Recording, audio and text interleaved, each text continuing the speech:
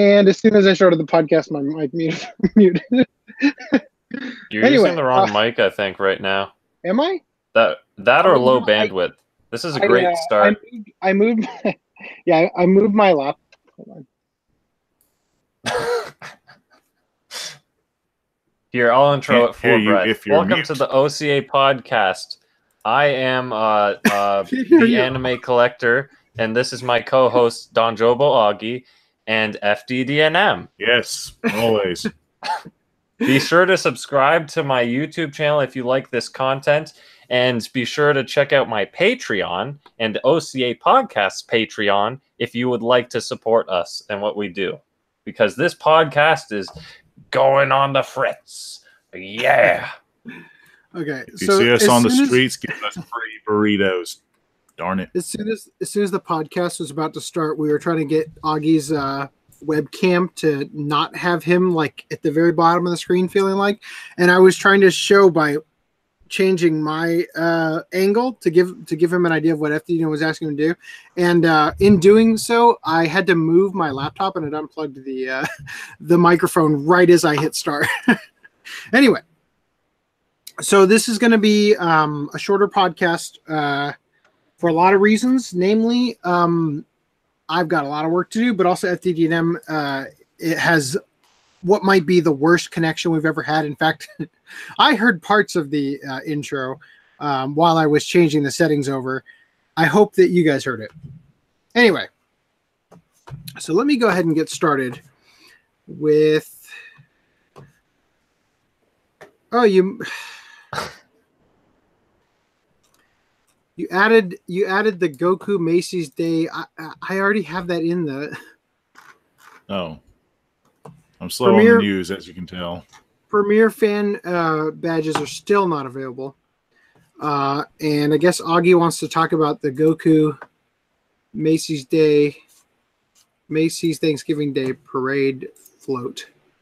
So let's jump right in for opening discussions. Oh my God, finally. They have this. For the longest time, Goku is finally being appreciated in the Macy's Parade. So this would be like, what, the second anime character? This is first one being Pikachu.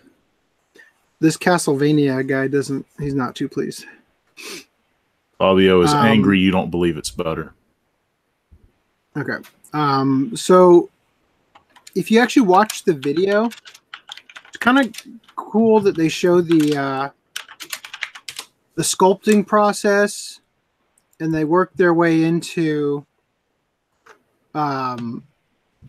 so they have these lines that are being drawn on photographs of the sculpt that act as, I guess, shape lines intended for how they're going to like I'm pretty sure that they probably 3D scanned this after it was sculpted, and then they use that and these lines in order to determine where cut lines are going to be in fabric so that they can print out a guide and then sew them together. But yeah, Otakuso was telling me. Sorry, I'm reading the chat real quick. Otakuso was telling me that I guess yesterday you had. Well, first of all, he said he lives in the Detroit of Canada, and he said that like 7 people got arrested next door yesterday or something like that. Anyway, you guys can reminisce about how wonderful Canada is. Anyway, Augie, you were saying?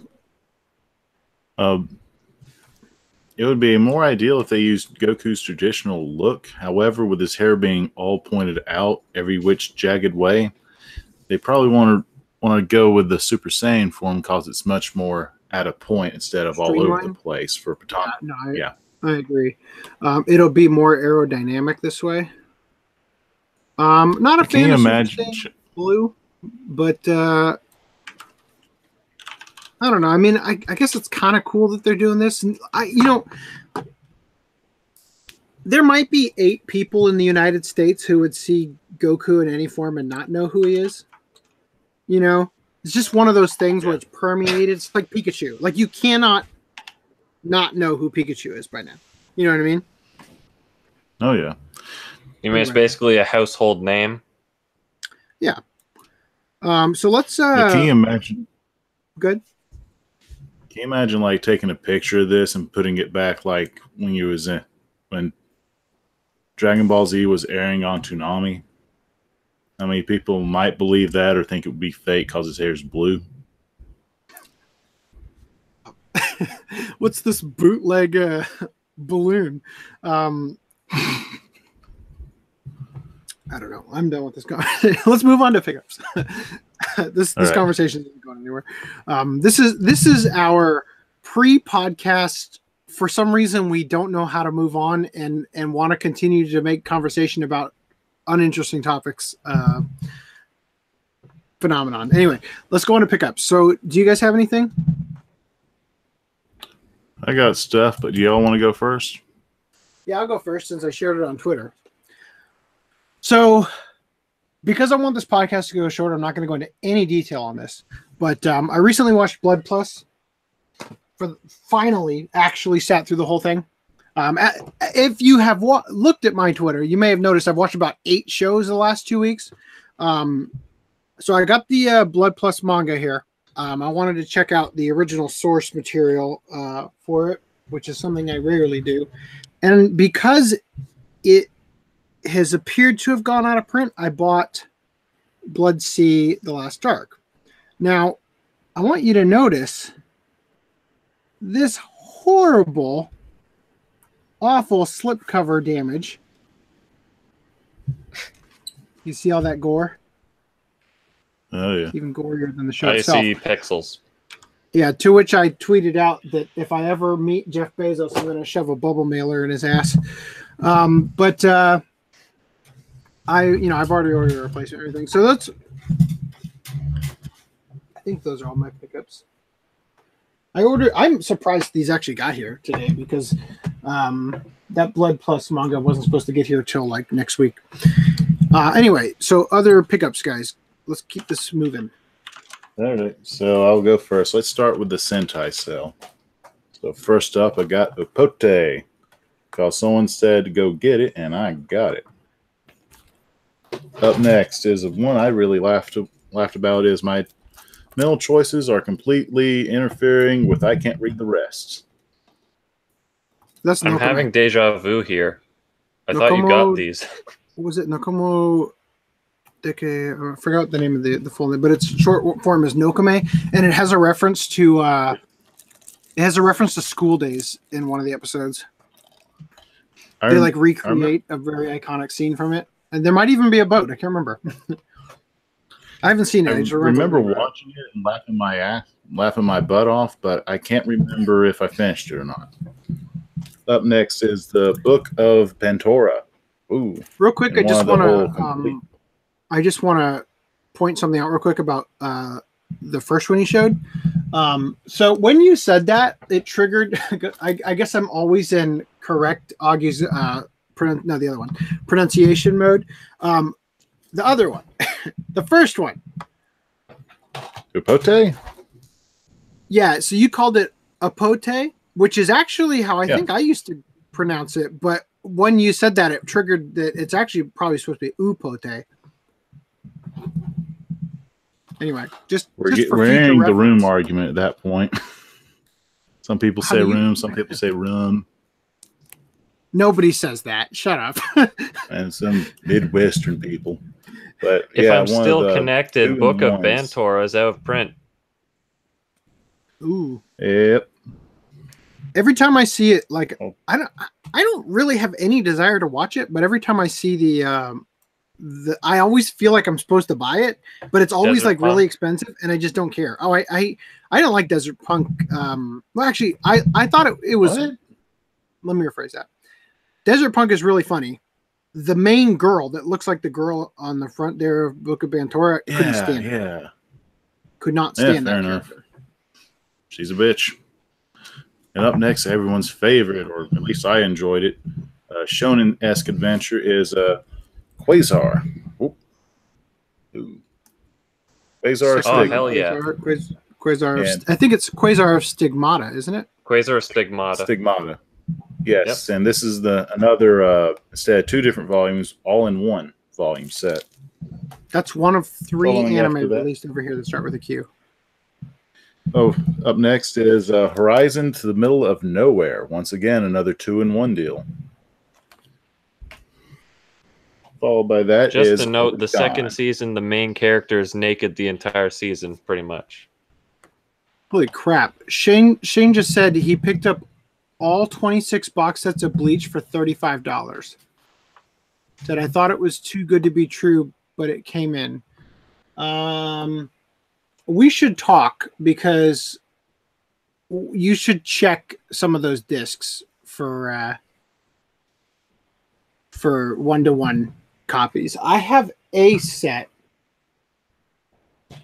I don't remember what volume it was, but it's... Keep going, Augie. It's on you.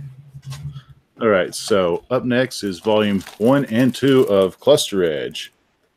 Yeah, there we go. Boom. Boom. Sides and back. I've been curious about this show, and I have no idea what to think about it, especially after seeing like the openings and endings. So I am looking forward to that. Okay, real quick before you go on to the next one. By my teen romantic comedy Snafu. Set 24, I know for a fact was bootlegged. This is the bootleg one. It even has... They even went out of their way to print that. But I just wanted to clarify. I don't know if they did all 36 sets, the 1-to-1 bootleggers, but when this one got bootlegged, a person who was sort of helping me, like my sounding board for the series, I mentioned to him I found a Bleach set, and he immediately knew which one it was going to be, just based on the fact that there, I guess something pretty significant happens within the episodes on this one, so that's why they went to bootleg this one. I don't know if all 36 have been. I don't know if all 36 have been bootlegged, but we should chat behind the scenes, Shane, and we'll figure that out for you. All right, back to Augie. Back. Okay, so my teen romantic comedy Snafu and Snafu 2. Ooh. Me like.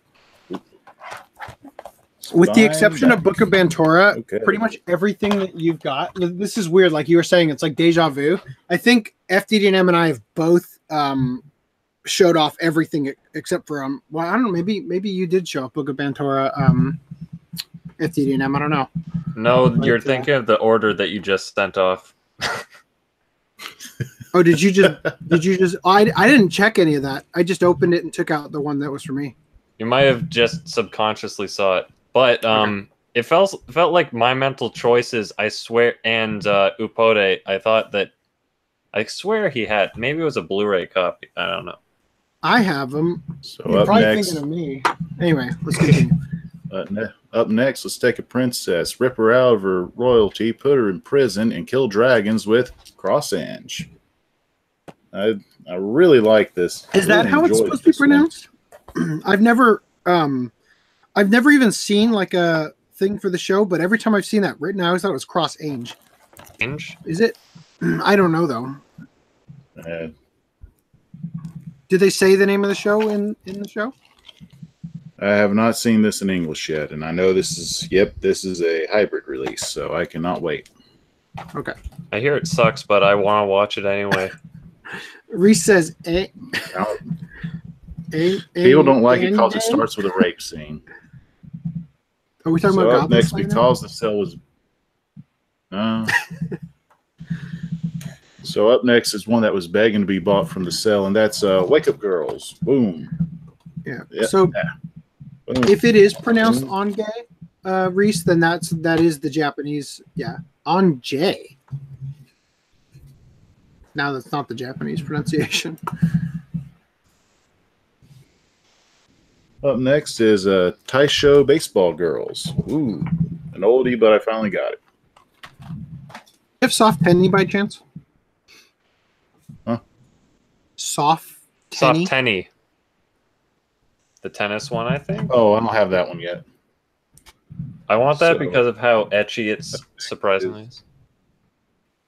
Yeah, Up next I bought that for a sports anime for me to watch with my wife, and as soon as I got it and looked at the back, I was like, "Yeah, this isn't gonna happen. She's not gonna like this." I know it's different from Bahamut, but finally got it to see what it's all about. Up next is Sabagebu Survival Club. Oh, that's so amazing. This show is so underrated. One of the pellet. Yeah, they're airsoft enthusiasts. It's a hilarious show. And if you like your timelines being mixed up or knocked out of the ring, here's Punchline. Ooh. Yeah, slower a little. There we go. That was funny. Then we have Rurouni Kenshin, Kyoto Arc. Also going out of print. All of these are going out of print. They're not printing DVDs anymore. What you're saying is a trick statement. Well, I mean, like, that Aniplex. one specifically because of Aniplex, yeah. Also, Okay. have you noticed my connection's better? Yeah.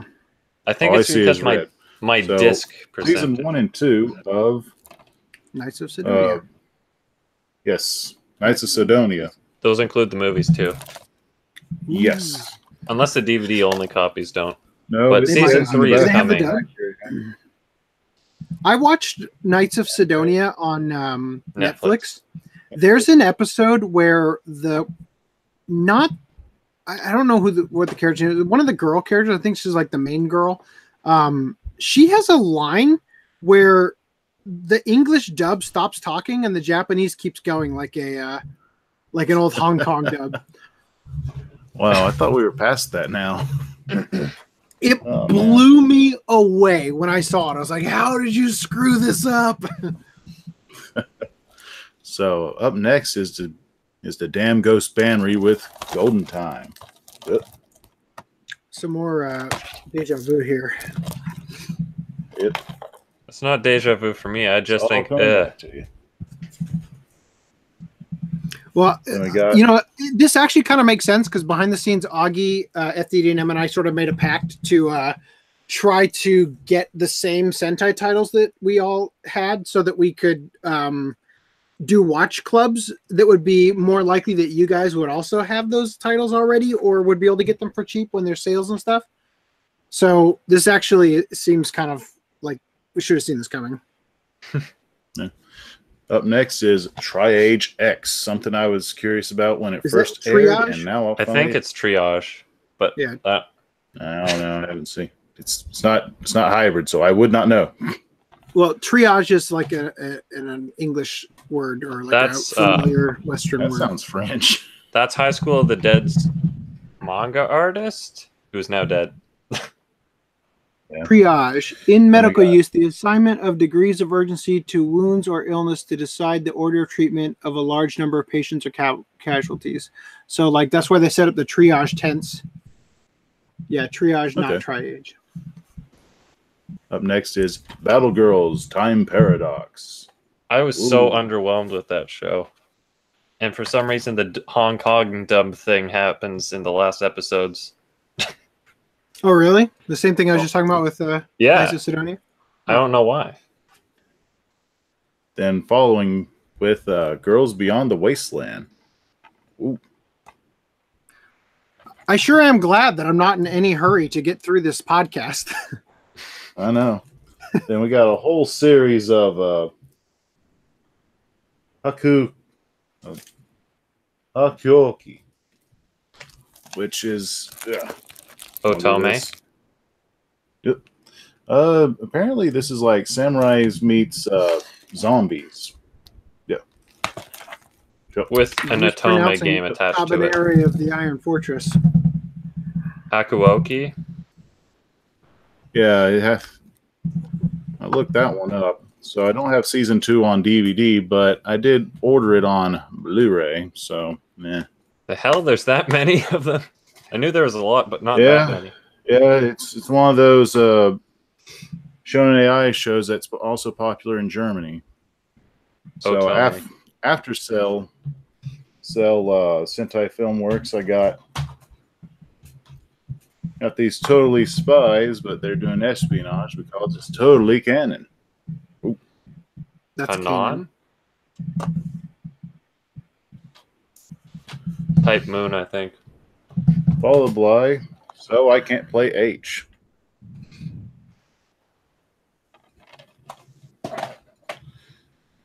Then we got a two-parter of Hiro no Kakira. Boom. 1 and 2 on Blu-ray. Yes, I did, Reese. All right, good news. We're done with Sentai. Oh, just Sentai? On to Just Bandai. Sentai. On to, might as well, Sunrise with Gundam Builders. Ooh, 1 and 2. One's a try, one's a not trying. That means one's not going to win.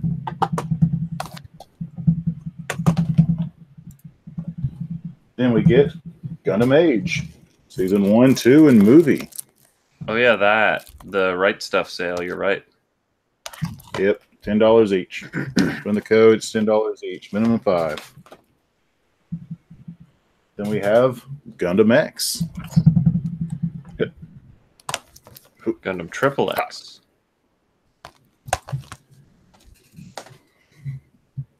Followed by one with a very good theme song is Victory Gundam, or Gundam V.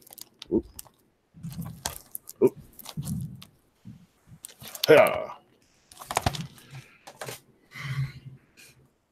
Then finally, with Char having his counterattack, Amon Khan's going to mess with them junkyard kids in Gundam Double Zeta.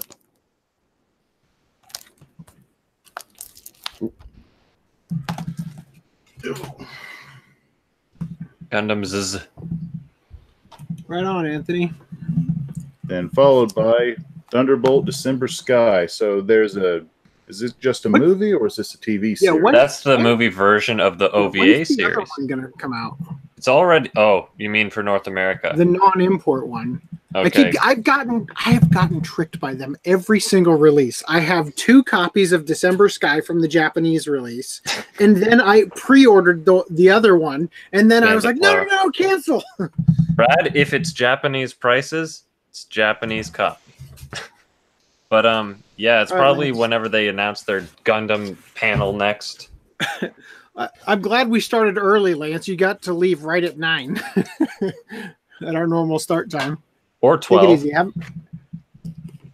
Good night, Lance. Then followed by Mobile Suit Gundam Origin. Ooh. I'm glad I waited so I didn't have to buy the import prices. I still think it's continuing with other characters because this is subtitle of this is Chronicle Sayla of Char and and Char. Sayla. By the way, did you all right, man, take it easy.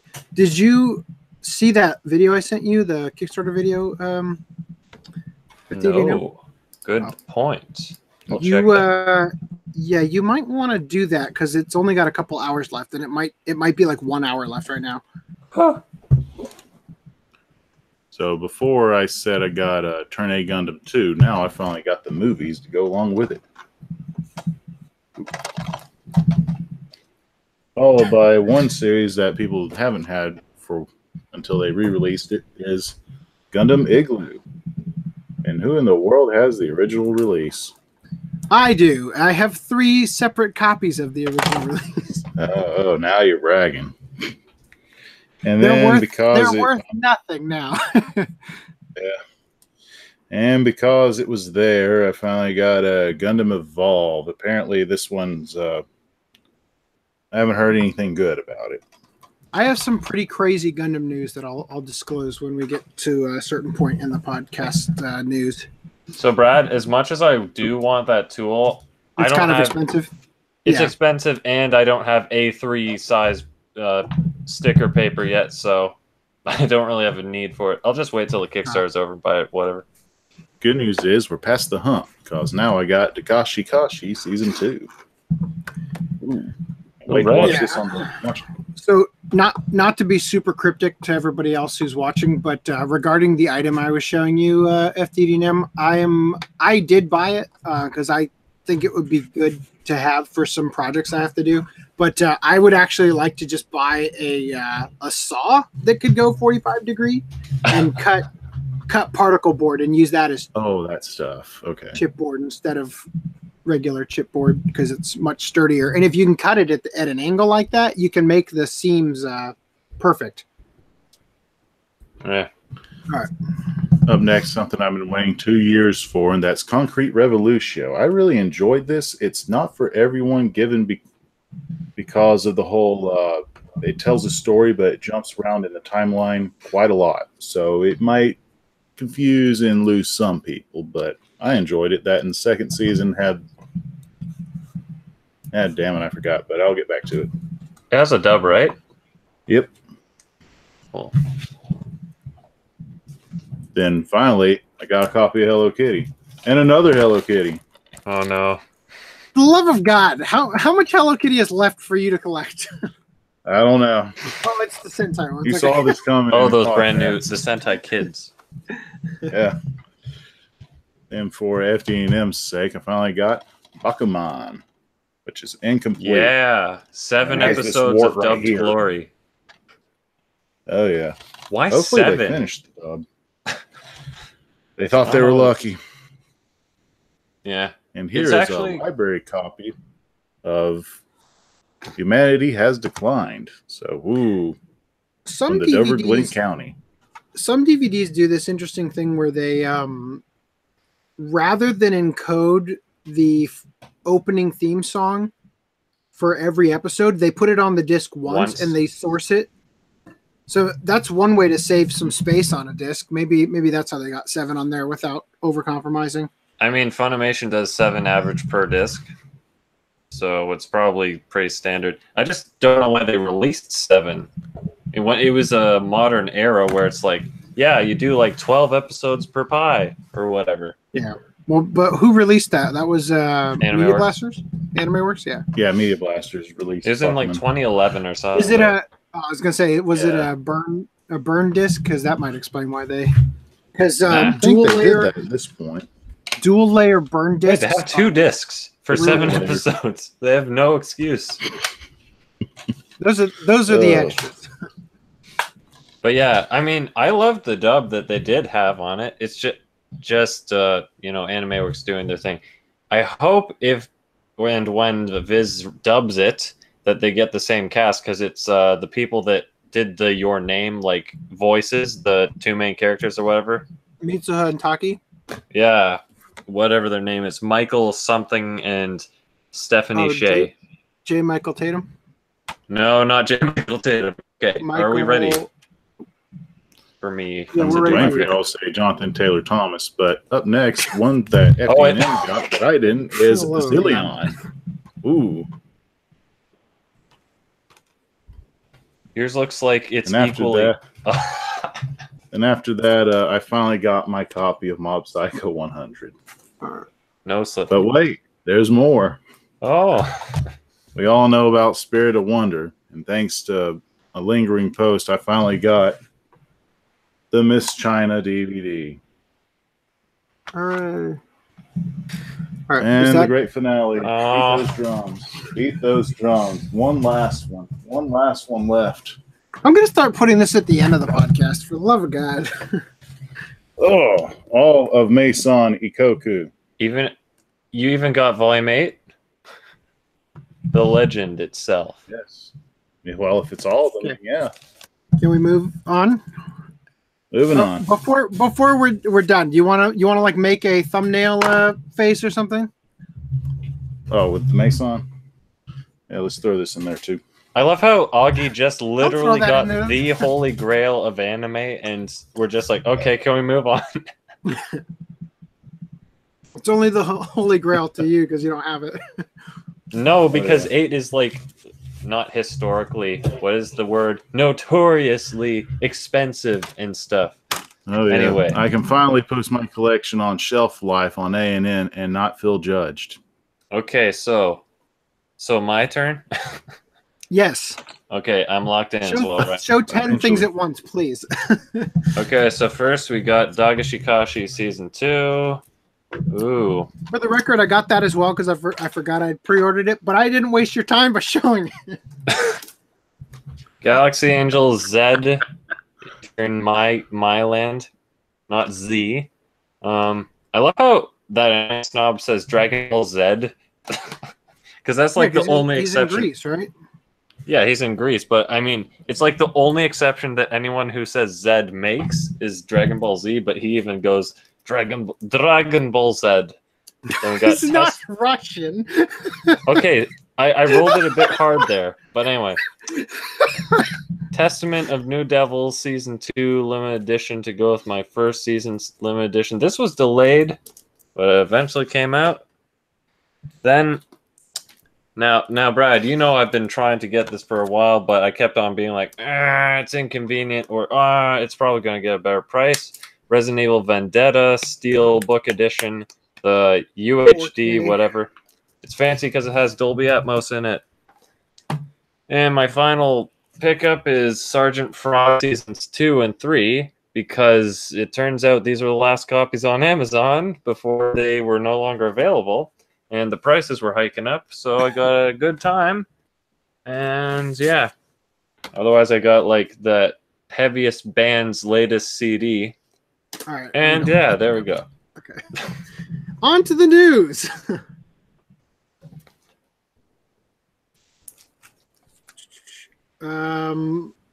Reese, I did it in VLC. You just go video snapshot. Pause it, take video snapshot. All right. Let's do the news. Doing the news. Do the nudes. Starting with convention news. Anime New York City to host world premiere of Mob Psycho 100 anime second season. So that's basically the whole thing that I want to say about this. Just seems to be relevant due to what we watched for the podcast. In fact, a lot of the articles are going to be related to that. Now, live action anime news. I have something interesting to point out here. Legendary produces Hollywood live-action film of My Hero Academia. Legendary Entertainment also was attached to the Gundam live-action movie. Oh, that one that never came to fruition? I'm not talking about G Survivor. G Savior. Boy, it sure is nice to have a really slow internet right now when we finally got out of pickups. So anyway, do you guys have anything you want to say about My Hero Academia? I don't know. It'll feel weird in live action. That's all I have to say. So is it going to be like Saw? So I'm going to say... I'm going to say two things about this. Number one is that this isn't going to translate well, as you said. There's two main reasons. First of all, All Might Super Buff is going to be difficult to cast. All Might Sickly and Skinny is going to be even worse. And it's going to be the most jarring thing ever when you see that transition on screen. Well, you might as well just have the Rock, have Big All Might be cast as the Rock, and Skinny All Might be Steve Buscemi. At that point, reset the Rock. I want Arnold Schwarzenegger and Danny DeVito to get back together. There you go. Another Trends reference. We're probably going to watch that for April Fools this year. I wouldn't mind Dwayne Johnson being All Might personally, but it's funny. So there's an image. Let me find the image real quick. Let me just find it real quick. Live.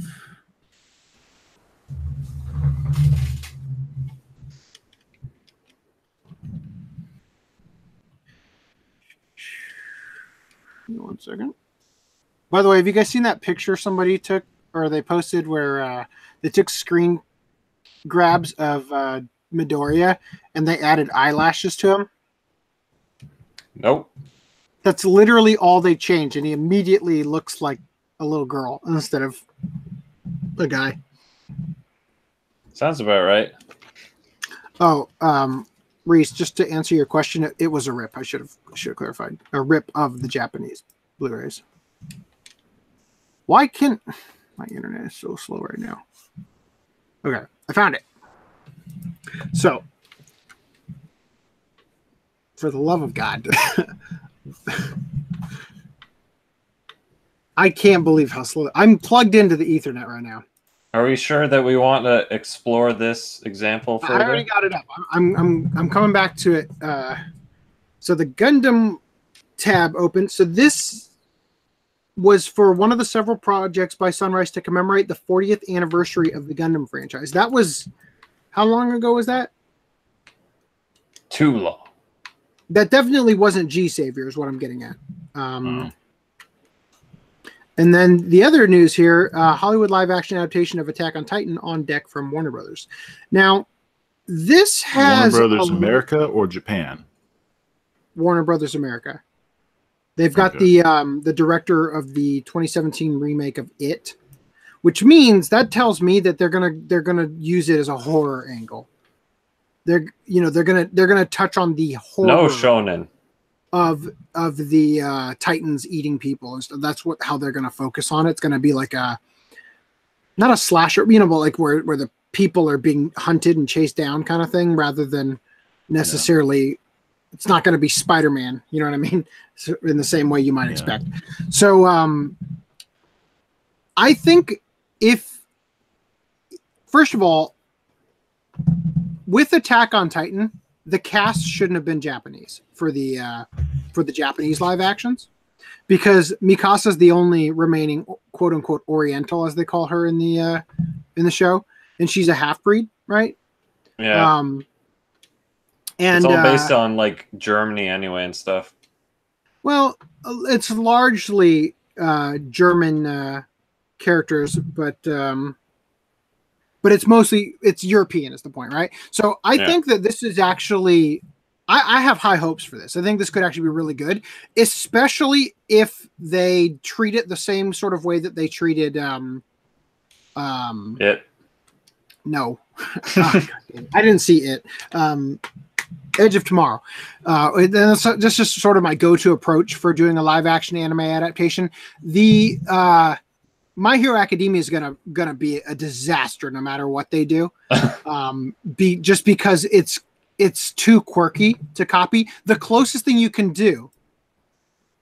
Frickin' this stupid image won't load. So this was a joke that was put out there, but actually I wouldn't mind seeing this movie with Michael Cera as Midoriya.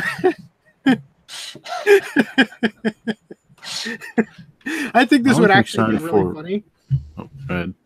Good. No, continue. Only concern I have for the Attack on Titan movie is, since it's an action movie in America, where's the forced love romantic subplot going to be? With Mikasa and Eren, like it was in the original show? Why does this matter? Like, why are you bringing this up?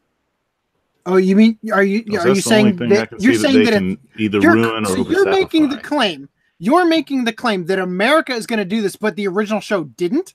I was gonna say that was already a thing, wasn't it? Yeah. I'm not saying the original thing. I'm saying they might overdo it for no reason. Like Mikasa, oh my God, she's in a bathing suit.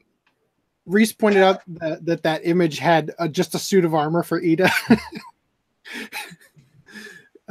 Anyway, so yeah, I'll wrap this up here. But I think that if you do a new casting, first of all, if you're going to do Attack on Titan, you have to do Eren, because he's the spoilers for anybody who hasn't watched the show, like mute it for a minute, because he has a Titan form, right? So you couldn't in this case, you couldn't do an alternate cast unless you were to make the new cast person the thing, Unless you do like before the fall or whatever that isn't Eren. That would be like terrible to watch though. Wouldn't that be boring as all heck to watch? That one actually sounds a lot better than the original Attack on Titan, because it's before 3D maneuver gear. Let's be real. Oh, I thought you were just saying. Sorry, I thought you said. No, there's a literal thing called Attack on Titan before the fall. I got you. But I thought the way that you said it, where you brought Eren back into the description there, I thought you were saying before the fall of the wall, and it would just be Eren in the time before that thing I'm trying not to say.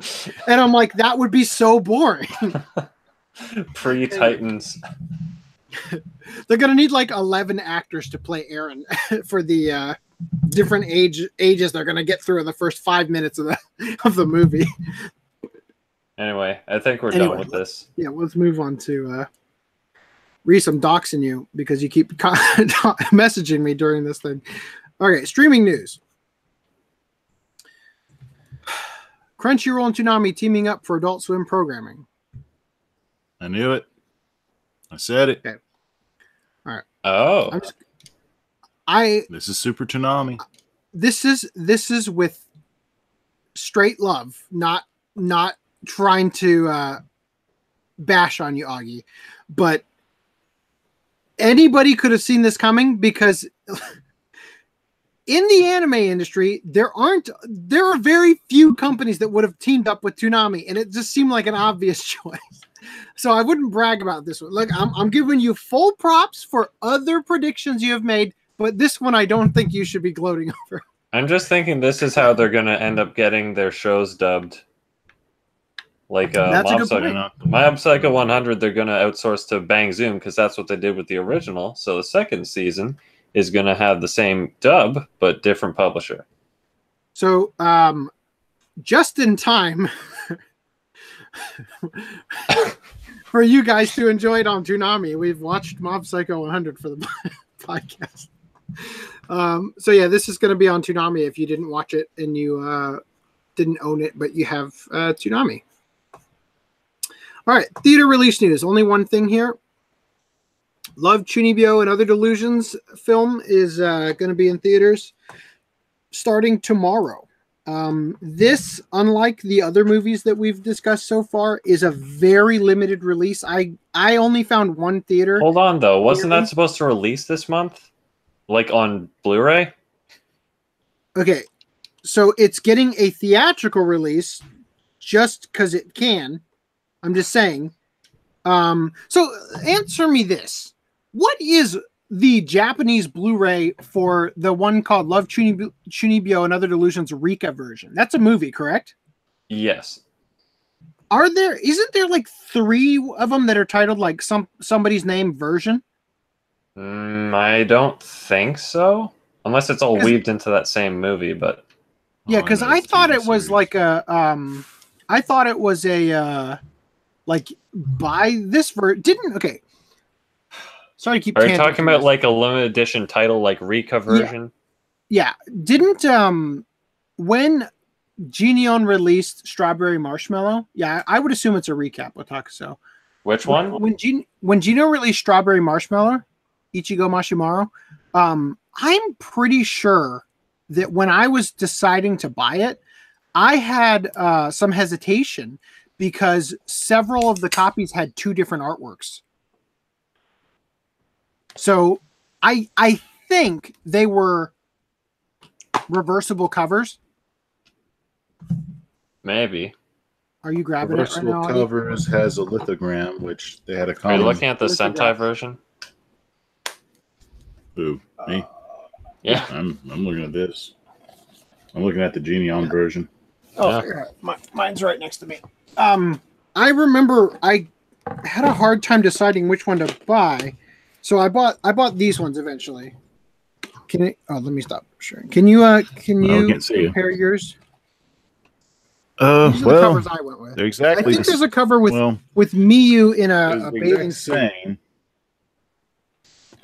But the lithograms. Lithograph. Yeah, so there is a separate one, because I know that there's one with is her name Miyu? Maybe I'm thinking of the back of the art box actually, but I'm pretty sure that there's another one with her on the actual DVD cover. And for a long time, I couldn't decide which one to buy. I was like hesitant to buy it, and I eventually just made a decision on which one I wanted to have, and I just bought those ones, and I didn't let it bother me. And I'm looking in there. They do have artwork on the inside cover, but it's not a reversible cover in the sense that you couldn't reverse it and have like an end label and everything. Literally everyone calls that a reverse cover, but I agree. You need an end label for it to be reversible. Right. So anyway, so wait, what is he what mean? I'm getting at regarding Rika version is it seemed like that might have been how it was marketed in Japan. Just a different art and stuff. Yeah, but I looked into it a little bit the other day because I'm planning to go see this movie for video, and I wanted to get some footage of the show to use if it gets discussed.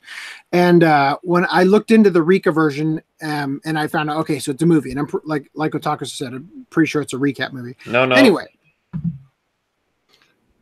it's what is it? They retell the first season from Rika's perspective, so it's probably like all Chunibyo crap. It's a sounds fun. So it is a recap, but from her perspective. So that might be why there's different versions of it then. That's why it's called Rika version, that right. one? Anyway, so I'm going to continue here. Let me... So that's airing as early as tomorrow. The theater near me is not airing it. I have to double check because I'm supposed to... I just buy the Blu-ray that's coming out later in the month because it probably costs as much as the movie tickets and popcorn or whatever. Yeah, but the thing is that if I can produce, the more first impressions videos I can produce, the better the channel does, because when somebody finds one of them and actually enjoys it, they end up watching more than one. And the more content I have, the better YouTube treats me algorithm-wise. Well, I think you've lost the timing because it came out back in January. So just a few more days and you'll just have the source Blu-ray yourself. Yeah, which I'm going to get and be able to edit the first impressions video that I record on Saturday. So it's really good timing because I'll be able to get it. In fact, if it's already out in Japan, I'm going to move on. This podcast isn't supposed to take so long.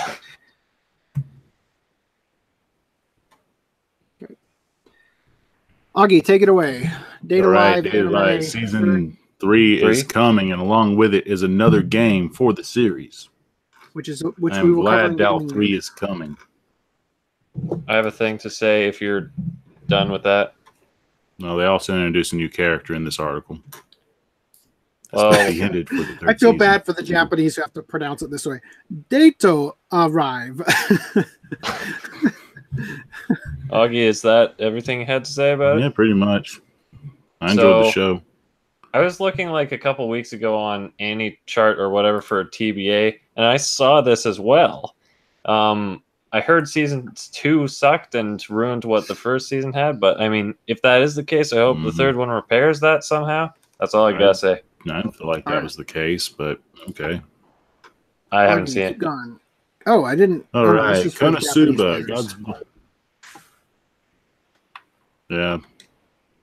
But the movie is finally coming out for Konosuba. In Japan. In Japan. Just to clarify for people, because I was like, whoa, I didn't put this in the right section, but I remember reading the article, and it was for Japan. Anyway, moving on. I think this got delayed from summer. That's why I posted it. Okay. Otaku asked me to share this. Do you love your mom and her 2-hit multi-target attacks? Light novel gets a TV anime. So this trend of ridiculous titles doesn't seem to be going anywhere. It's the light novel multi-target like a shmup or something. What? I'm not. Is the 2-hit multi-target attacks like a shmup or something like Toho or Gradius or what's with that part? What does one of those mean? It's either going to be something really bizarre. It's going to be something. I don't care. I'm going to move on. We'll find out another time. Oh, you're going to be flying around and shooting people. I don't know if it's a rail shooter or whatever you call it. What is that called? The top-down ones like Galaga? I hear people call them shmups or shoot 'em ups. It might be shoot 'em up. I don't know. In this corner of the world's film extended version delayed to 2019. The rat bastards. So we've discussed this a little bit on the podcast in the past. They had a budget of 250 million yen, and they're just behind schedule. So they had planned for the film to be released in 2018, but they're pushing it to 2019. It's kind of weird because it's called In This. Okay, so first of all, let me just clarify. I haven't actually watched the original movie yet. Oh yeah, the new title's awful. It's in this corner and other corners of the world. But from what I read here about the actual content they're adding to it, doesn't sound like they go to any other corners of the world. The random Japanese comment says "sore na," meaning this. I think "sore na." I think it's a question like, "What is this?" When they're saying corners of the world, aren't they talking about boxing or something else? No, it's about like a World War II thing. World War II, yeah. Anyway. Okay, thank you. Doraemon prepares to buddy up with cop drama Aibo. I believe in Japanese, Aibo means partners, like a two police partners in this case. So this is interesting because this would be like SpongeBob teaming up with Law and Order SVU. Because Aibo is a live action cop drama, and they're animating the actors here into Doraemon so that it exists in Doraemon universe, right? And they are it said that Aibo has, yeah, totally, I'd watch it too, Reese. For the Doraemon version, they specifically mentioned that Aibo's title is getting a new kana, because I'm going to assume that the original Aibo uses kanji that is above the like the level that the average kid that watches Doraemon can read, so they're changing it for that. Precure All-Stars Memories receives Guinness World Records title for most magical warriors in an anime film. So this is basically the tokusatsu of magical girl shows, I guess. I didn't realize that Precure has like 1 billion seasons. These are all the characters in it, like in this movie or whatever. It has 55 Precure girls that show up in it, and that's like every long-running tokusatsu series, whether it be the Super Sentai or Kamen Rider or any of those.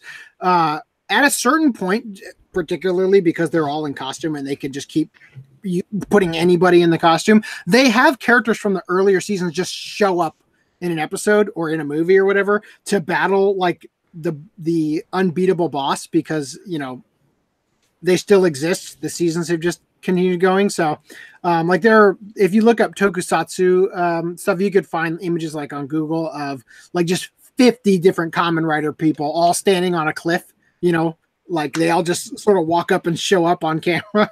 So anyway, that seems like what they're doing here for this. And I'm surprised because I didn't realize Precure. I mean, I feel like we've talked about Precure a lot in the news portion of the podcast. We've only ever gotten like season 1 airing in English over here, and then nothing physically. Yeah. It just looks so mediocre to me. Like the first one at least seems interesting. It's a girl who plays lacrosse or something. This also looks like cel-shaded CG. Probably so. I mean, it's a magical girl genre. They managed to stretch this out so far. So you're probably going to have, just like with Pokemon, repeated episode concepts. But I have not seen it, so I cannot confirm if that's true.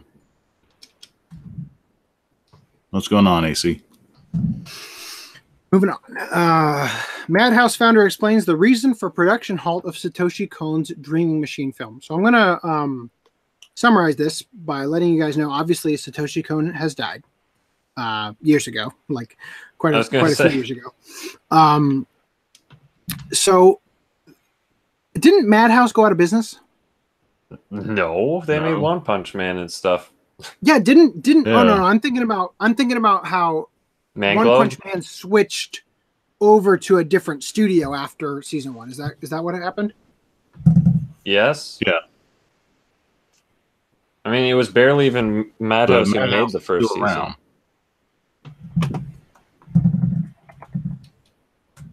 I think it's just because JC staff was more reliable, because Madhouse, they had to like scramble to get all these different directors to come together instead of it being their core staff, whereas with JC staff or whoever's doing the second season, they probably have all of their core staff and it's like, yeah, no problem. This is also a reason why Overlord was delayed to the next season instead of being with One Punch Man at the same time. Oh. But what's the reason why they stopped production, AC? Because the way they put it is that nobody is as good as Satoshi Kon. And this is the biggest slap to Japanese directors' faces. They said, and I quote, "Yeah, if any talented foreign director wants to work on it, it might not be impossible to relaunch the project." So Christopher Nolan or Darren Aronofsky, if you want to stop copying Satoshi Kon and actually direct something of his, go for it.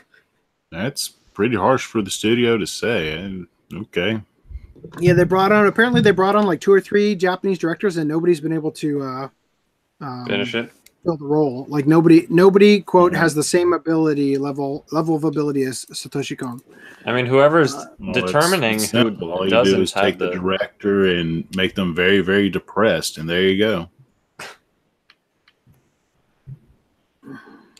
You think though, good.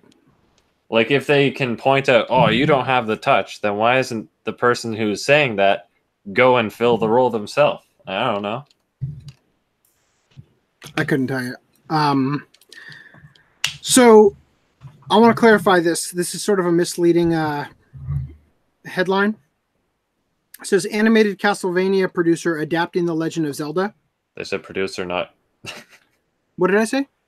No, I'm just saying they said producer. No. So regarding The Legend of Zelda, within the article here, they say that it's not confirmed that it's Zelda.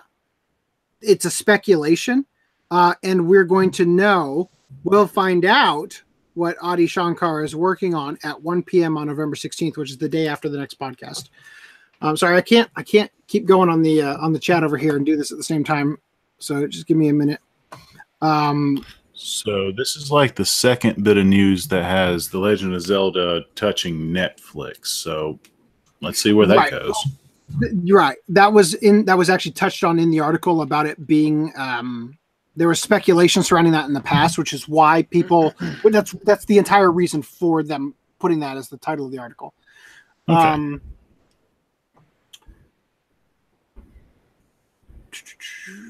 Okay, so Miss Kobayashi's Dragon Maid manga is approaching climax, which I'm going to assume just means that they're ending it, right? Pretty much. I'm saddened by these turns of events. I mean, when you have a day-to-day life thing, there's only so much you can do. I know we just watched it, but I've already forgotten most of that show. I just remember there being something. I remember there being something towards the end that I'm like, well, this came out of nowhere and felt completely unnecessary. How her dad or whatever, the king came and was like, oh, you can't be in the human world. Right. So to that point, you're like, there's only so much you can do. It's like, well, apparently not. They could just make random crap up at any moment. Well, I feel like that's we don't probably know their the mystical world. Yeah, Reese says they could turn it into a battle manga, and that makes me think of that arc in Battle Angel Alita, where all of a sudden it just becomes this hardcore sports manga. Compile Heart develops a new Data Live game set for a 2019 release. So this is just continuing what Augie was talking about. You have anything else, Augie, or can I continue? Continue. Okay.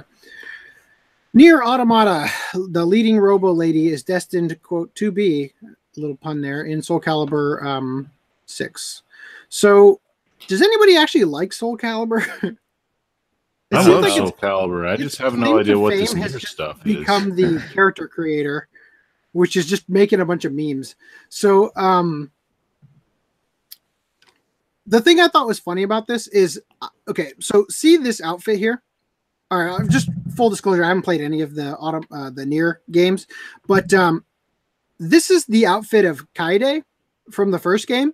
And I distinctly remember reading somewhere that the creator of Nier Automata had said that, quote, 2B doesn't have sex organs. Like, I don't know why that needed to be clarified. I guess it was because there's a picture that people are like, wow, you can see her body part here or whatever. And then people said, no, that's a fake. We don't have that rendered in it. And people were like, why does she have this if she's an android? Right. So the reason I'm bringing that up is because specifically the character in the first game was outed as being a transvestite of having both sex organs. So it's just a bizarre, something about this game series is quite bizarre. I think the creator said that he encourages the erotic art or whatever, fan art and stuff. You should, if you create a character. I mean, look at the Gridman stuff with Rika's thighs. I mean, that's launching that show into like anybody who wasn't going to check that out is checking it out because of the memes. I just think it's hilarious that he has that take on it because no one else has that take. I know zero about Nier, but to me, the character kind of looks like a gothic Cassandra in the series, but who knows how she's going to play. It's a brilliant character design. I'll give them that. They really nailed it. Like they created something that was destined to be recognized. Well, not just recognized, but like it was destined to be like a cultural phenomenon when the game came out, and then it just like took the internet by storm. Something about it was just like, how can I put this? They created a character that as soon as it came out, every fan artist drew a picture of it. Every cosplayer started creating a costume for it. It's incredibly intelligent design, you know, for milking the popularity in that way, because this is kind of like what we were discussing with Goku about how I was mentioning there's probably 8 people in the West who don't actually know who Goku is at this point, you know, where I've never played Nier, but I know like half the characters' names from the series. And I how do I know that Kaede is like, how do I know that? Like, how did that come in? It's just something about this game design and the character design around it and the story or whatever it is has created this cultural phenomenon that I've not even played this game. And yet somehow I am aware, like I would know without even looking at it in the context here that this face thing is from Nier, you know what I mean? And the little robot thing that I might otherwise have guessed was like a Metal Gear Solid thing or something like, but I just, it's bizarre. There's something about it. They tapped into something that was really impressive. Right. We got scheduled. So Jump Force screens show more of Kenshiro and Ryo Saiba. So obviously, oh my god, watching the video of this is the most violent I've ever seen Ryo, and I've seen a lot of the show. It's like going all out, shooting his guns up, getting the bazooka out, like he is dead serious. Oh my! Is this Rukia? Probably. It is. I guess. I don't know why. Looks like a hen, so I guess so. It's called Jump Force, but for some reason, I expected all the characters to be male. This feels a little weird seeing Rukia in here. Well, that's every game that's a compilation of anime characters, like Shonen Jump Victory Versus. Sure, I'm just saying. For some reason, it took me by surprise. Because you have Mala Devolution in the same place as Goku. Is this pose implying Mokori? Is that what's happening here? Exactly. It's like, well, no wonder. What weirds me out is you have the voice actor of Ryo Saiba, and you have the voice actor of Ken. Used to when it was like not Ken Masters, Kenshiro. Yeah, I was gonna say. Originally, they were both the same voice actor. Now they're 2 different voice actors. Why? That, and if you're going to introduce those 2, where's the original Kaneko Man? Yeah, because that was also voiced by the same voice actor, and that's Shonen Jump too. Well, that's only weird. Shonen Jump is more connected to the manga side of it, not the anime production side, right? Yeah. I mean, I get that they would Bob try to is get the character, the voice actors, right? I'm sorry, Rio looks so weird in this. His neck is so thick. You know what it is? It's the shading on it is too hard. When you watch the show, yeah, the shading on this is a little bit. They should have toned it down. He looks like Arnold Schwarzenegger in Last Action Hero when he wears the red T-shirt. Yeah, to me, he always looks like an action-packed David Seville.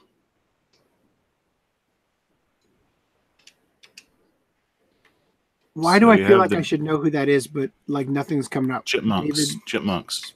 Dave. Oh, David. Alvin's like guardian.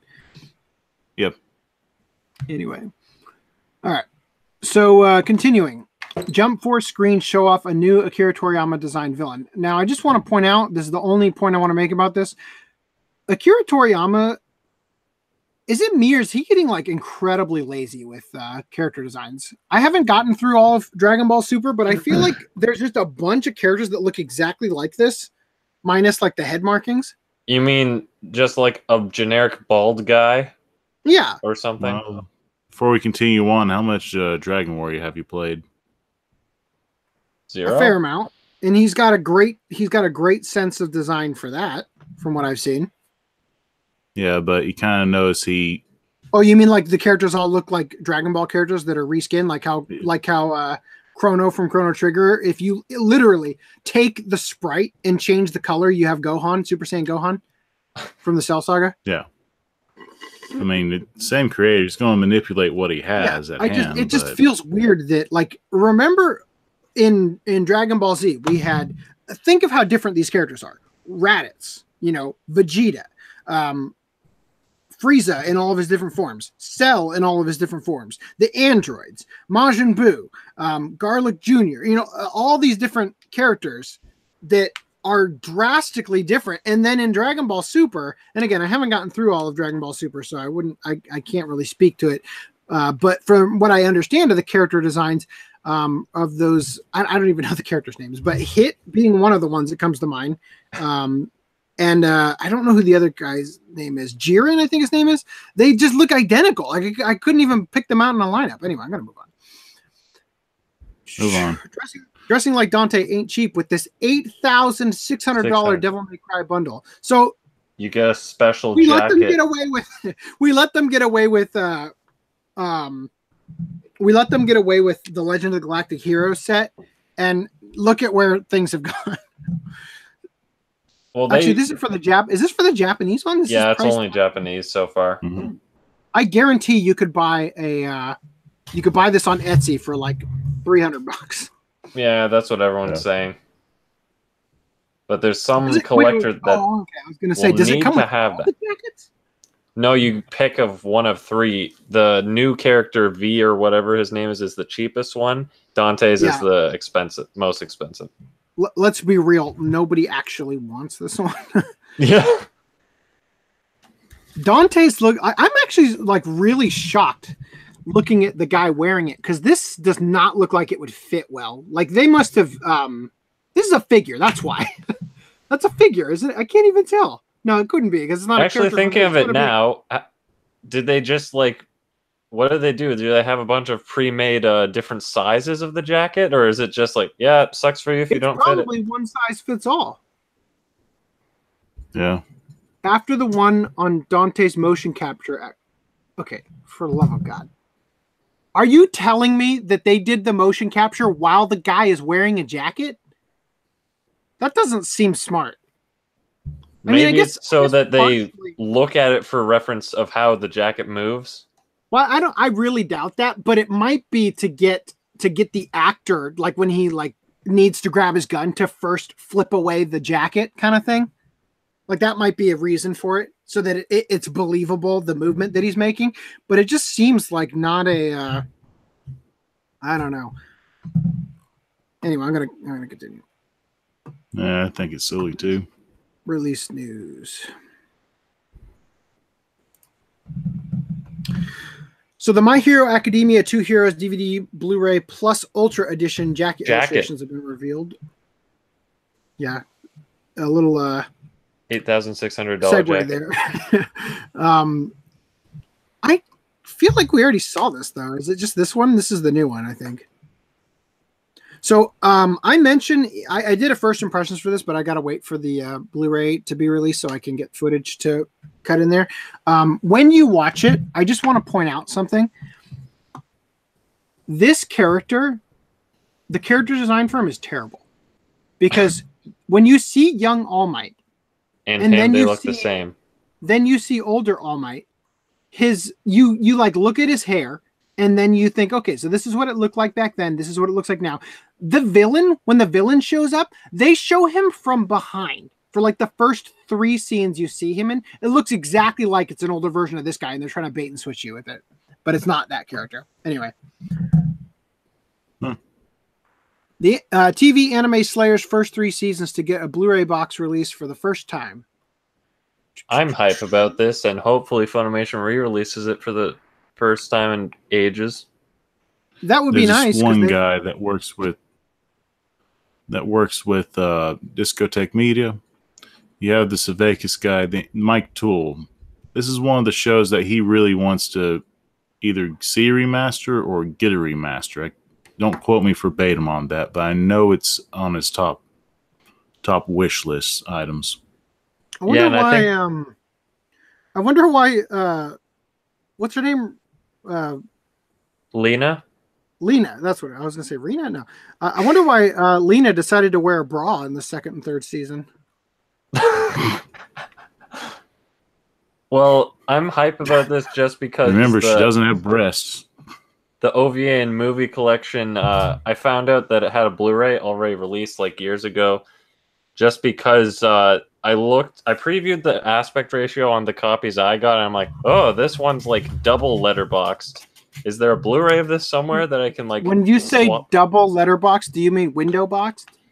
Pillar boxes and letterboxes. Yeah, that's called window boxing. But either way, I was looking to see if there's any better source in like Japan so I could swap it out or something. But yeah, so apparently you can get the entire thing in Blu-ray quality remastered. So I hope Funimation grabs all of it, including the stupid OVAs and movies, which shouldn't be out of print. Yeah. But yeah, that's it. Agreed.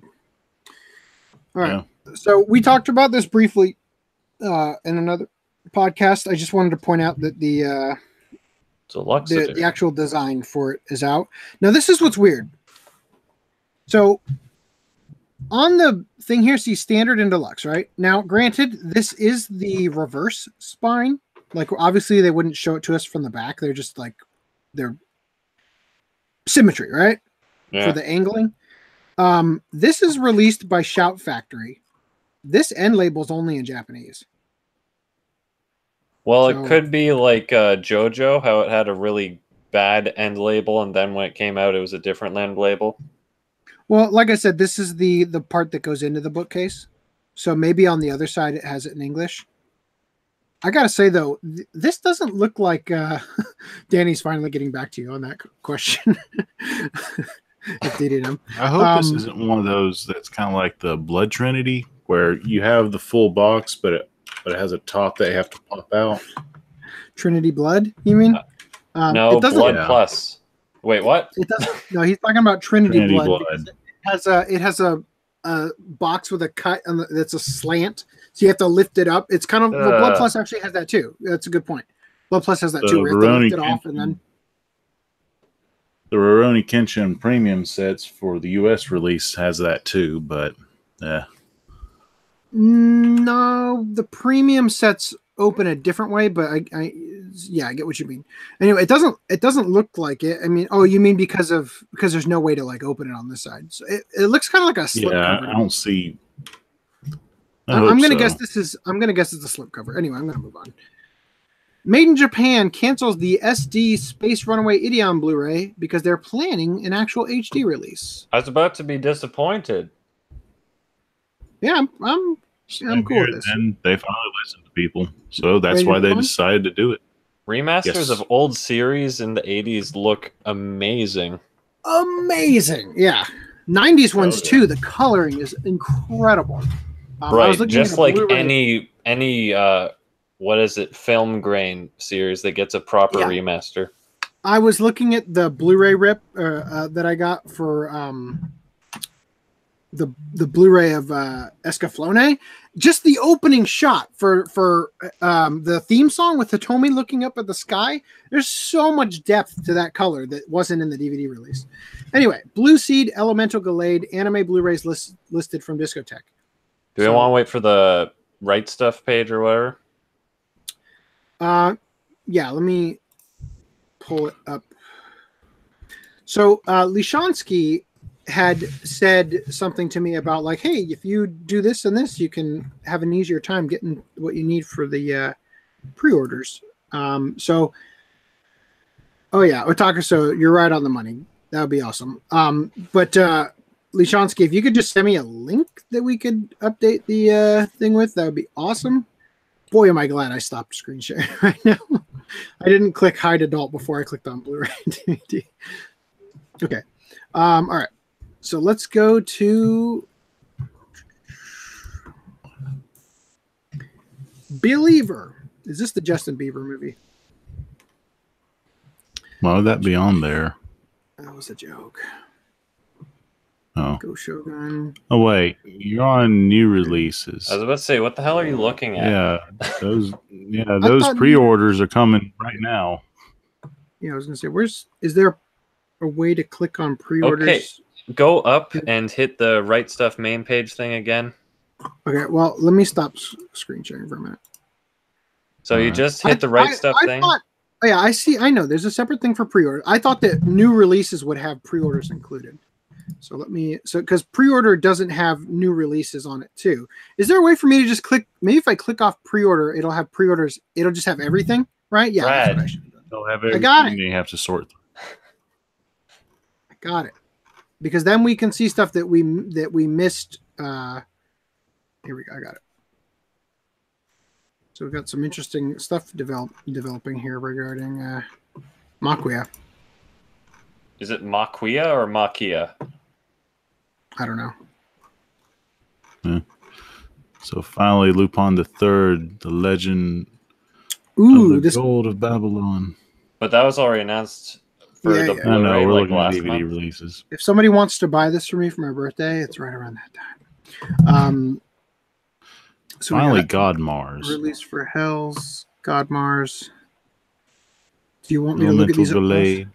Yeah, open one for God Mars and for the love of God, Seed. dude, just stop releasing the Last Unicorn. What? Every time, what the heck is this doing on? It's all stock for some reason. Hold on. New to old. That's why. There we go. What? Oh, part 2. Oh yeah, that's right. Okay, hold on. So now it's because these ones have those like to be determined dates. Yeah. March comes in like a lion. Okay, here's how we should have done it. Any of these need to be opened? I think the March Comes Like a Lion, Unicorn, and Fate Apocrypha we've already gone over. Okay, then I'm going to skip those. Gangsta, who cares about the Essential Collection? I don't think you put it in a better order. In fact, we can't see any of the new releases. Because there's very few. There's just Blue Seed, Elemental Glade, God Mars, Hells, DVD. You want me to do it? Yeah, because these are... And Maquia. That's it. So I switched it back. These are sorted by relevance. So maybe these ones are being... for when they were added to the site, probably. Okay. Yep. But yeah, there's very few. Okay, so can I be done then? Like, should I...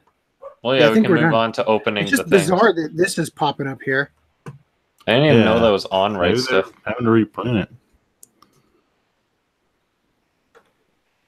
Okay. All right, a DVD release. So this is the first DVD release of Pink Jacket Lupin. This is part 3, correct? Correct. Yeah, I think this is the first actual DVD release we're getting of a Pink Jacket. Okay, so Brady, if you happen to watch this, why did you put the Lupin logo with the knife sticking right into Lupin's crotch?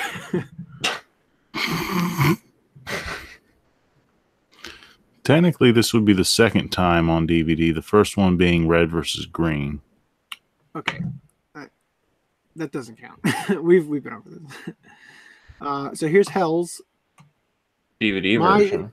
sister-in-law, I think, voiced the character in this. Yeah, because Team 4-Star is the one that dubbed it.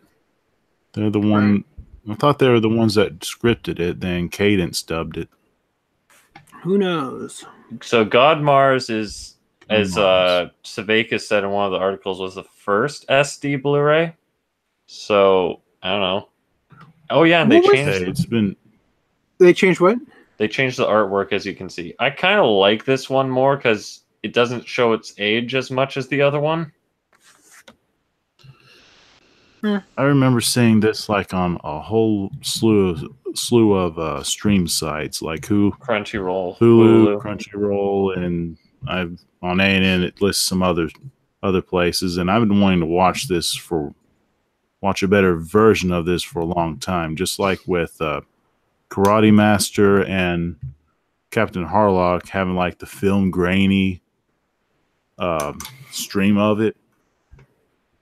I mean, this is still going to. I know it's not a remaster, but I hope this is a lot better than what I saw on there. But regardless, I don't have to worry about quality too much because it's on a hard disk. I don't have to worry about an internet connection. And I can finally say I own all of God Mars instead of looking at that VHS of a few episodes. Yeah, God Mars. If they do what they did with Marmalade Boy, it'll look nicer. What was your show? question, AC? What was that show they did where there was a problem with something in terms of copyright or something, and they had gotten into this weird loophole where they were Lensman. What? It's Lensman. Where they were able to use Darth Vader as the villain, like actual Darth Vader is the villain in the anime. That's funny. I wish I knew what that was. I'm shocked it's like escaped my memory. Comment down below. This is something. What? Yeah. It might be God Mars. I don't think so though. But anyway, so here's the Elemental Glade Blu-ray set. I'm glad they finally released this. And it's strange that they released this as soon as I was finishing watching this. So that's a strange coincidence. Yeah, and I'm glad more people are going to be able to see it. Yep. To me, this series is kind of the next best thing to having a Skies of Arcadia anime, sort of. But I say give it a watch if you enjoy shonen. But continuing on to Blue Seed. Are there ninjas in this show? I don't think so. Don't think so. So Blue Seed and Blue Gender came out around the same time, and I'm having trouble separating them in my head. Seed has the plants, Gender has the bugs. This is by 3x3 Eyes guy, I think. Oh, I could absolutely see that in terms of the art. Yeah, and the art. For sure. Like that screams 3x3 Eyes. Yeah, as soon as I heard that, I'm like, ugh. Well, good news is if I decide to upgrade to that, I don't have to get my Blue Seed thin pack box confused with my Aria collection. It's really annoying that the ADV released this originally, right? Yeah. The thin pack box doesn't have the OVA on it. I thought it did. No, I had to buy it. Thank you. I was wondering if I should get this. Blue Seed Beyond is separate on that. You have to buy it separate for the thin pack. And wait, go back. So Blue Seed, the thing is, with this, they did have a release in Japan. It was an upscale, but it was a really stuttery, crappy one, I think, is what Savakis said. No, that's like 3 episodes. Come on. It wasn't that. Well, no. It was awful on the second season. It was painfully bad. I only noticed it for 3 episodes. I don't know. Savakis, like he said, different... what is it? Different devices will convert it differently or whatever, so it could have looked a lot worse on wherever you were watching. I'm watching it on the free Blu-ray player that we got from that one Sentai sale.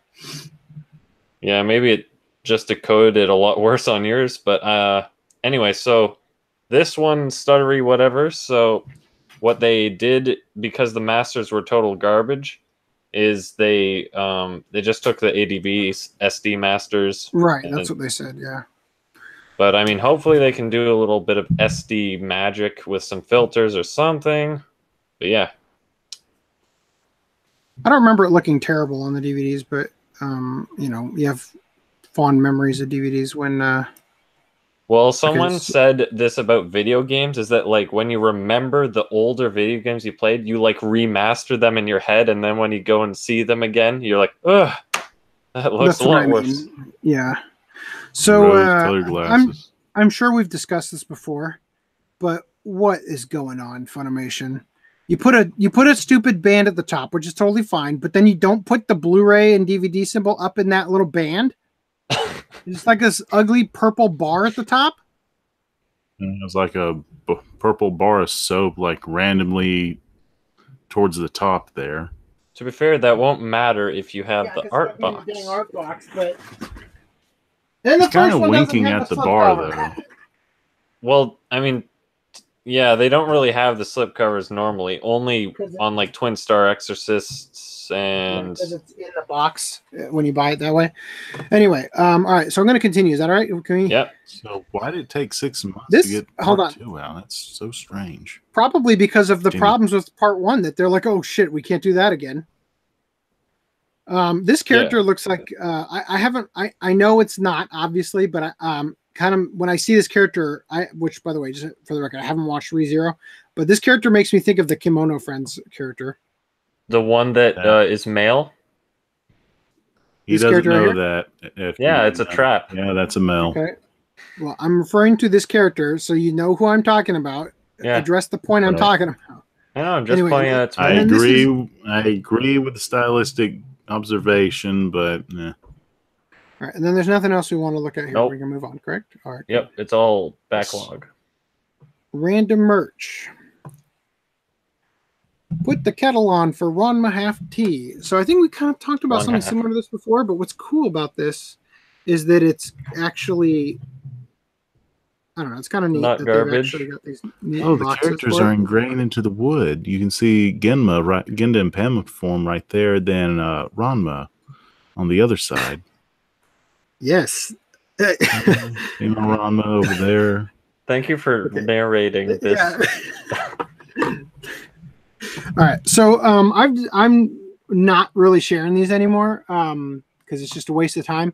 But with this one in particular, I thought it was interesting because not that these are that good looking, but they don't say case closed on them. They say Fusei Campbell Kona or whatever on them because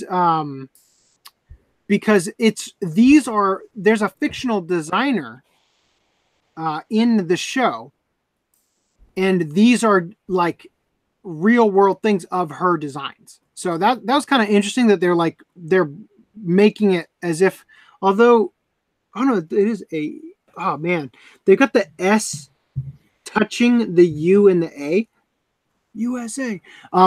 But so I couldn't even see the A there, but yeah, it's Fusei Campbell. Reese says the tea box looks like something that one of my college friends had something else in. Anyway, I thought this was just interesting that they're taking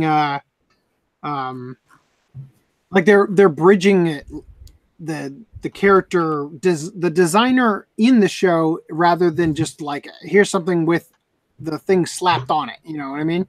So I don't remember this character in the show, but I would imagine that these things are things that are featured in the show, but it brought to life. Which the whole Fus Campbell logo to me kind of looks like a hotel marker.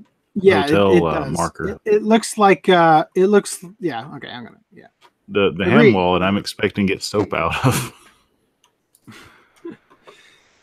All right. Danny, watch like the first hour of the podcast and you'll see all of Augie never-ending Sentai pickups. I mean, that wasn't the Halloween sale, though. But anyway. So the Halloween sale. So since Luckily Danny's for here, Izzy. Danny actually shared this article with me. Anime Tourism Association announces top 88 pilgrimage sites for 2019. What's interesting about this is that there's sort of a controversy in here that coincidentally, despite all the voting, they picked a bunch of shows from,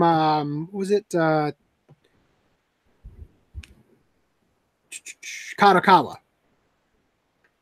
So even though many of the top voted works were by Kyoto Animation and PA Works, they were discarded in favor of titles that Kadokawa had a financial stake in. So kind of interesting there. The only one of these that I thought was interesting, which one was it? I already forgot. Angomwa. That was the only one I thought was actually interesting. Like the rest of these, I'm like, okay, I'm just in Japan. I'm just in a part of Japan that could literally be any other part of Japan. I wouldn't even, tell the difference. But the Angomwa one I thought was interesting because it's a little bit more historical. Anyway, moving on. And here's the thing that I was going to share there about Goku flying over the Macy's Day Parade. Monster nerds can prove their knowledge with the first annual Godzilla certification exam. What? So if you're that guy from NASA got this. That is pretty cool, but what would you do with it? What, VR ride where you look at freaking... No, he's talking about this. What would you do with it? This is like, rights. Why do you major in Klingon? Okay. You know what I mean? Like that's a legitimate question. Why does anybody major in Klingon? What use does that have outside of the Star Trek fandom? Right? I know you don't want to hear this, AC, but there are psychologists who do learn that to get more in touch with their patients, but that's a whole different matter. Yeah, I really doubt it. So join the major for a new Ghost in the Shell VR ride. So new in this case is referring to the ride, but it also is the character design of Ghost in the Shell, the new movie, which means we have the hideous Arise bangs. And I'm just hoping that, first of all the characters look like shit in this. But I'm just hoping that this isn't a premonition that the next Ghost in the Shell property doesn't continue with this hideous look. I feel like it's just underwhelming. Yeah. I mean, it's a cool concept, and it would be really cool to see that continue. There's an Attack on Titan version of that, too. Man nabbed after selling counterfeit Yu-Gi-Oh card for $3,600.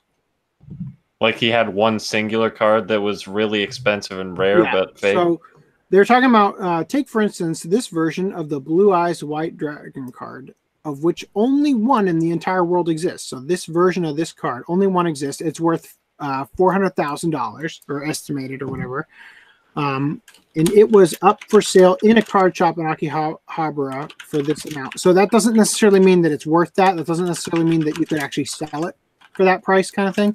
But that's what they were trying to get for it. And then, so basically what happened is there was another card that coincidentally was asking 400,000 yen, not $400,000, which comes out to $3,600. This girl bought it, and basically there are color discrepancies. The holographic background was different, and some of the text didn't match. And the guy said that he admitted the charges and said there's no mistake with regard to his actions about suspecting that it was fake when he sold it. Anyway, it's more interesting that some of those cards are worth so much than the fact that all that happened. But Haruhi helps crack a 25-year-old mathematical conundrum. So this is the last article here. I just want to summarize it real quick. Basically, what this boils down to, what's the word that they had about? They called it permutation, right? So this show was aired out of order, chronologically speaking, And then on the Blu-ray release, it was put into chronological order. And there's basically like 11 or 12 different official orders you can watch it in.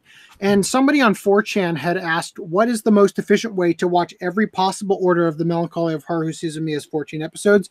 And I think what they mean by that is like, if you were to watch it forward and then backward, you could skip watching the last episode twice. You know what I mean? Because you get episodes 1 through 14, and then you go from 14 back down to 13 again, and back down to 1. You know what I mean? So you can skip one. So I guess the idea is the mathematical conundrum that they were solving was how to like set up a formula that would help you to figure out how to do that. They go on to state in the article that they didn't actually come up with a formula, but they made some significant progress that wouldn't have been made if it hadn't been for Haruhi. And like mathematicians had noticed it, and somebody on the 4chan site had who was a mathematician had like rewritten what was written on the site in a way that was like presenting it to other mathematicians and stuff. This is kind of interesting. What do you mean if it weren't for Haruhi? Wasn't Haruhi the purpose of even figuring out the order? Yeah, I'm saying if it wasn't for Haruhi, they wouldn't have gotten farther in understanding this permutation. This is a mathematical concept that they haven't solved how to create a formula for. Permutation order stuff, like efficiency of permutation for things.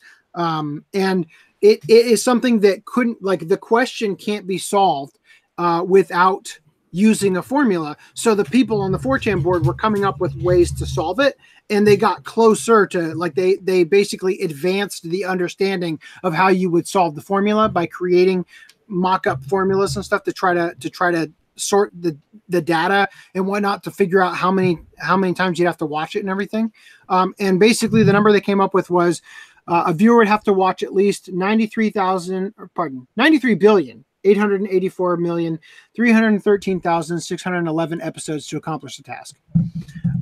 Anyway, yeah, Reese says Haruhi was the catalyst for the whole thing. That's a good way of summarizing what I should have said.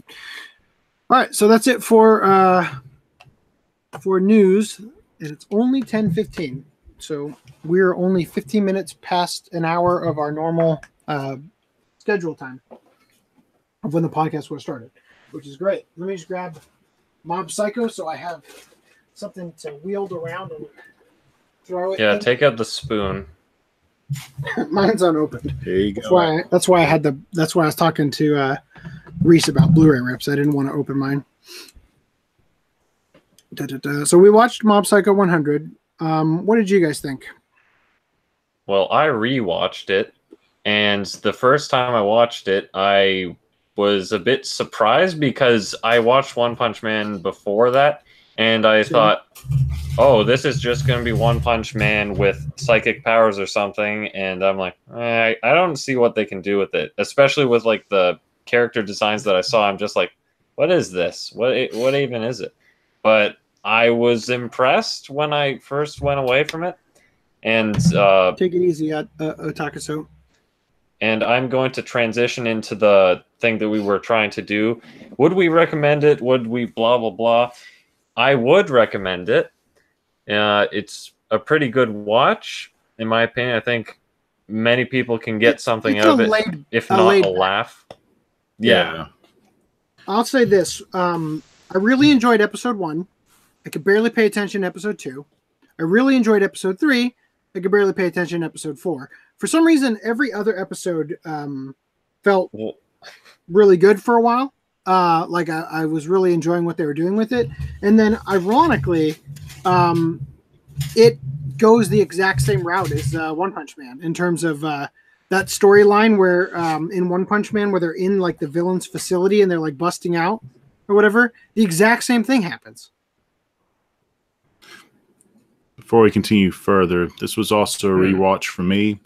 The second rewatch, I appreciated the show even more. The first time that I rewatched it, I was kind of taken back a bit because One Punch Man, you have the fast-paced action happening. Well, while on this show, you have more of a slow-paced pacifism as the main tone. So that took me a bit to get used to. But the second time watching it, I enjoyed it more. I'm not sure if it's...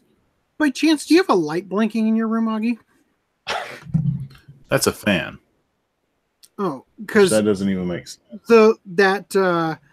That pillow or whatever behind you, underneath the dot hack sign hexagon back there, it keeps like flashing different shades of red. Oh, that's because of the whole FDDNM making a noise. Because I have a computer screen here, but a big TV screen right behind it. But, okay. Do you have the TV screen with the like, is it using as a dual monitor setup?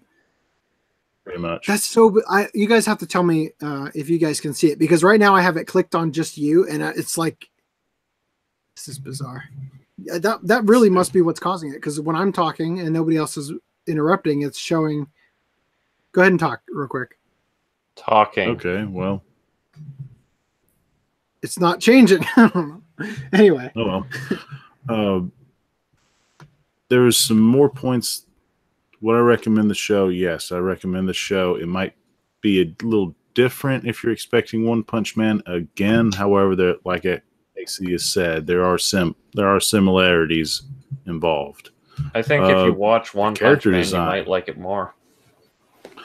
The character designs are different because, well, it's one drawing this time. It's all his style. It's not one the being creator of of the artist, not right.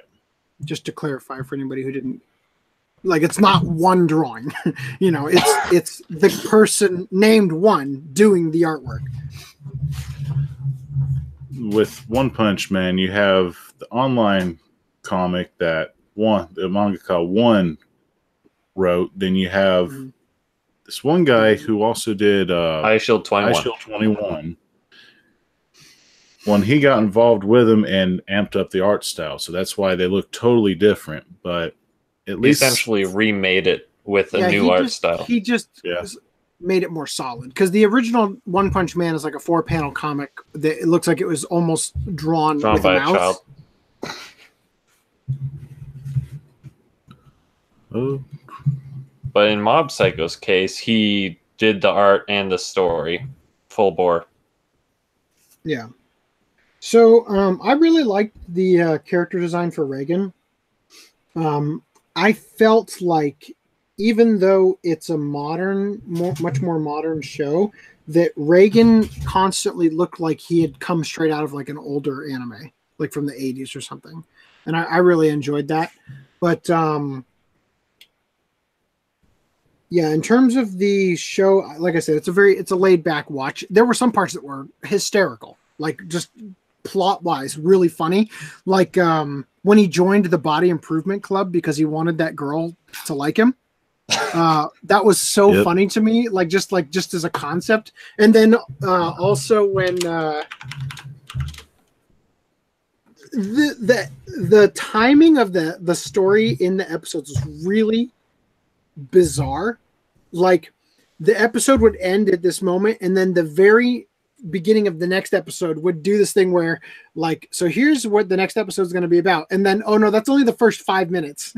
Right, is kind of what they do. So like, for instance, he joins the Body Improvement Club, and then in like the first 5 minutes of the next episode, he like collapses from exhaustion because he's got psychic powers, so he's not used his body to exercise as much as a normal person, because he's got the ability to like not have to get up from the couch. He can just get the remote like mentally over to him, kind of thing. You know, he's not using his body as much, so it like brutally takes him out of commission in like the first 5 minutes. And then what's funny is that the whole thing is that this one club, the psychic club, wants him to join their club, and then he declines and joins the Body Improvement Club.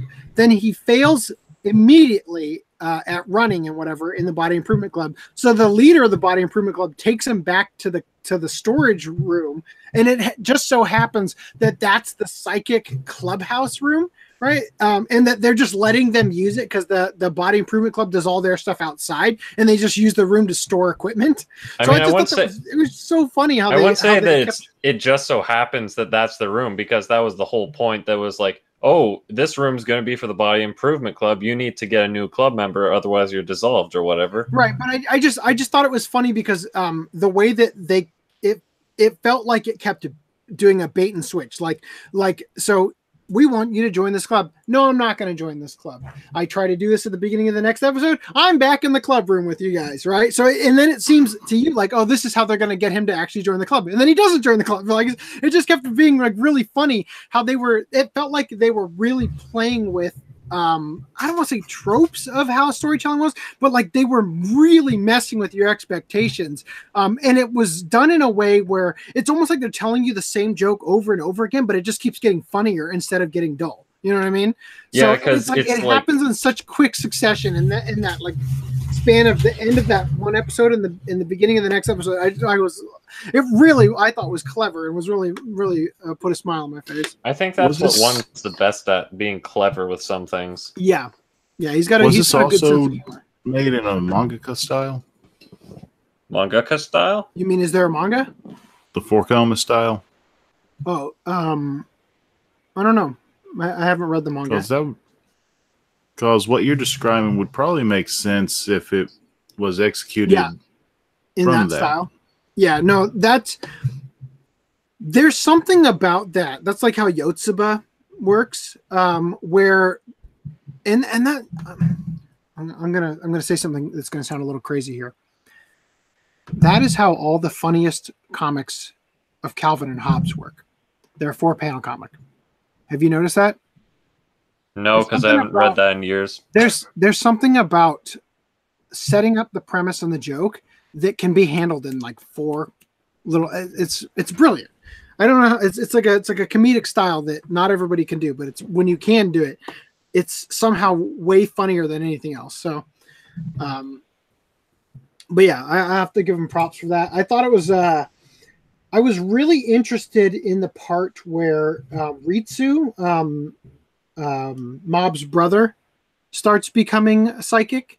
I thought that was handled like that interested me. I thought that was a great thing to introduce to the story because I thought it wrote it.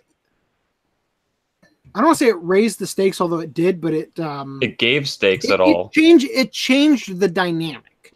It gave his brother a purpose to be there. Mm-hmm. Well, it's not just that, but like what I mean is that the story had a dynamic when it started, and before they exhausted that dynamic, they quickly switched to a new dynamic and keep it really fresh, which is a great thing about it. And like I said, it's not a show that I feel like you would want to sit down and marathon the whole thing and really focus on it. I tried to watch it with my wife because she wanted to watch it. She didn't like. Same thing as me. First episode was really fun. Second episode, it was kind of like, who cares? Third episode was really fun.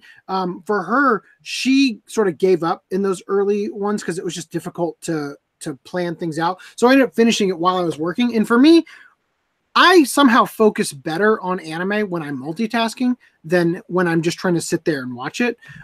So I actually had as a sort of background noise and sort of, focusing on one thing, but cognitively paying attention to something else actually made the show more enjoyable to me.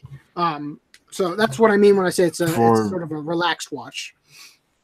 For regarding the pace, to me, because you have like that kind of sine wave, kind of different qualities of episodes or different paces of episodes, to me, it's better if you marathon through it.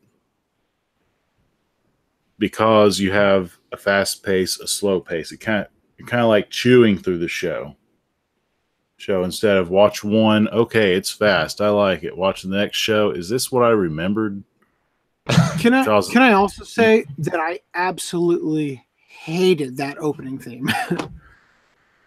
I mean, I skipped it anyway, but I had to skip it every single time after the first watch because it's like that first time was enough. You know what I mean? I mean, that's me with every anime, but most of the lyrics is that they're counting. Oh yeah, I think I remember that now. That was really really? And it's just like it gets something about it was really annoying. Reese disagrees. He loves the opening. Yeah, I couldn't let that be my precursor to every episode. I had to skip it. So regarding the Ritsu thing, I think essentially the thing is they established the dynamic at the beginning. So you have Mob being scummed out of, I don't know, getting paid properly and stuff by Reagan. But when they introduced the Ritsu thing, it actually like gave it a story, I guess you could say. It's not just a day-to-day something. It's like something to actually pursue. And that led into the deeper parts of the story, like, oh, kidnap, blah, blah, bad guy's base, all this. And I think that's part of what I liked about it more than One Punch Man, is that One Punch Man took so long to get to the plot continuity, because before that it was just, oh, a bad guy, need to somehow one punch him. And no, you missed the whole point of One Punch Man at that point. It's not him being the bad guy, it's him trying to conquer an everyday I never said he was the bad guy. I'm just saying that it took like so long before they established the hero society. Shows up, then the plot becomes, oh, how do I one punch this person? Right. I'm not saying that it like anyway. Like One Punch Man. Saitama was the bad guy. It took them so long before it's like, oh, the hero association. I need to get whatever graded and all this crap. But anyway, so Mob Psycho, it like establishes everything, and then you get used to the characters, and then it brings in this plot, and it actually deepens the characters, because you get to learn that, oh, Ritsu has this conflict about Mob, and when he goes like whatever 100% and stuff, and then Mob is like this really gentle, caring brother and stuff, but regardless of that, he still gets like used by Reagan and all this crap, and all this builds up, and I felt a lot of connection with all the characters because it actually explored them, instead of it being 5 episodes or 6 episodes till we get to the hero association and and all that stuff. That's pretty much what I'm saying. Let me ask you guys a quick question. Was Reagan a total fraud? He was like a fraud that had some very good values, surprisingly. Out of all the characters, I feel like Reagan was the most relatable one out of all of them. He was somewhat of a fraud, but at the same time, he felt more like a psychologist most of the time. Yeah.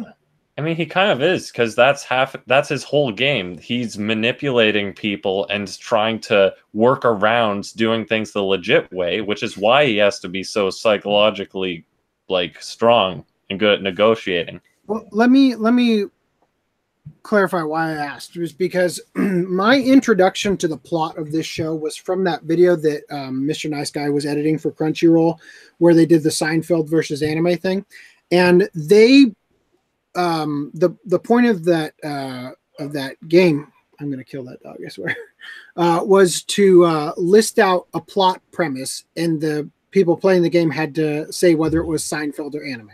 Right, and the way they listed it out was that that a character pretends to have psychic powers and then meets somebody who has the very powers he pretends to have, and that was the premise that I went into the show expecting. But I wasn't convinced that that Reagan didn't have ability. Just that they kind of somewhat explained, and I could never quite decide whether I felt like this was spiritual. Right, because he seemed to be able to exercise things, just not telekinesis or anything, right?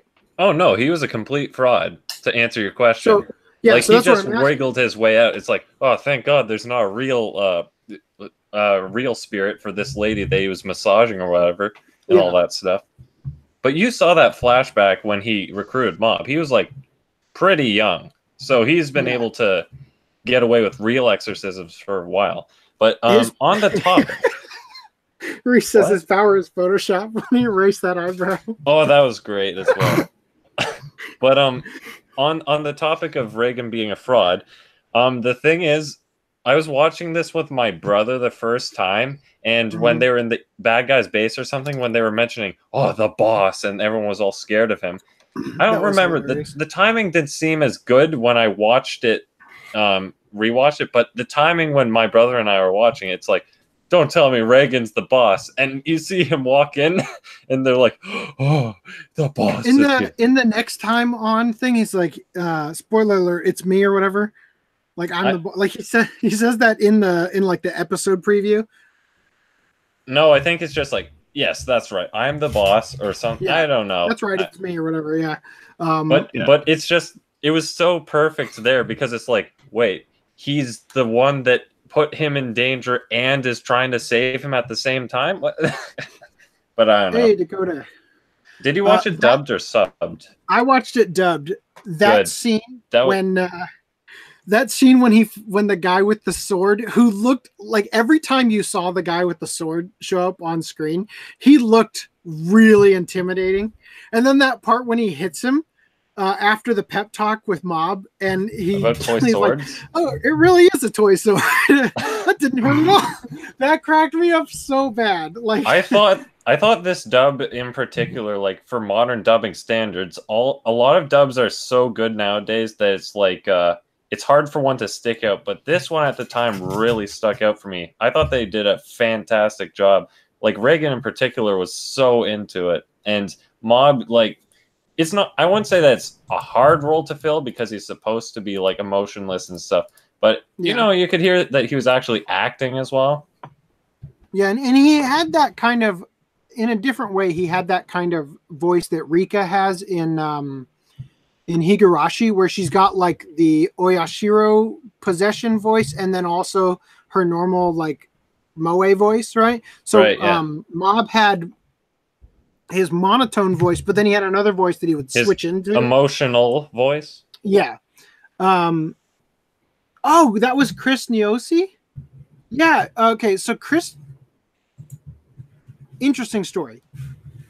When I started the channel, about half a year into starting the channel, Chris Niosi moved to Los Angeles to pursue voice acting, and I was talking to him on in comments on his video. He created a show called Tome. Is Reagan okay? Huh. That's amazing. I'm proud of that guy. He has a show called Tome that's like a Flash, his own Flash animated thing. That's it's like a play on online gaming, I think, like .hack style, I think. Anyway, but yeah, he's an interesting guy, and I'm glad to see that he's getting work and stuff. Because I told him, like, if you want to do work in animation, don't do it from home. Don't move to California where it's going to cost you a fortune. So I'm glad it's working out for him. And I think it's probably time I should probably address the name of the episode. What do you guys think? So you mentioned Tome. That's also the name of the girl in charge of the club. One element while we were watching it that I was surprised with is I didn't think one could write a romantic subplot pretty well. Like you have the scene where Mob and Tome are sitting at a bench park. In the park, sitting on a bench, and people watching. The terrain of magical expertise is what it's supposed to stand for. Just for anybody who's interested. There's not much to the Tome character. Yeah, I was gonna say. Yeah. But times that she does talk, there's always a point. She's always in action. But when they finally get her to sit down and see how she would act with Mob or hang out, I thought that was pretty good. So what else did you want to go to, AC? Who's should I address the title of the episode? Yes. Okay. So the reason the episode title is in Japanese is because I didn't want to get demonetized for using the English translation. You know, I can actually screen share the. Let me just screen share the. I thought I told you to use a 0. It looked like shit. I don't know. It's better than an asterisk. Okay. I'm going to open this with preview. And I'll screen share it so you guys can see.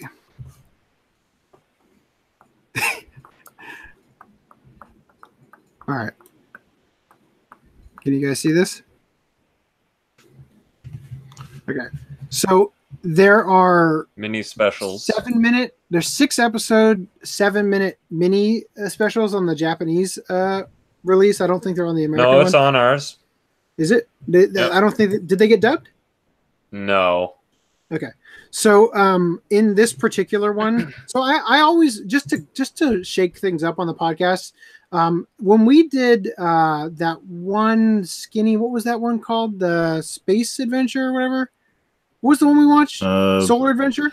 Solar Adventure. Solar Adventure. There was that quote, "You communists are so cruel." That's why I named the podcast episode after that one, because it's just such a funny line, the way he like screams it into the sky while clutching his sister or whatever. So I'm always on the lookout for things so I don't have to use Augie's name as as a name for the episode.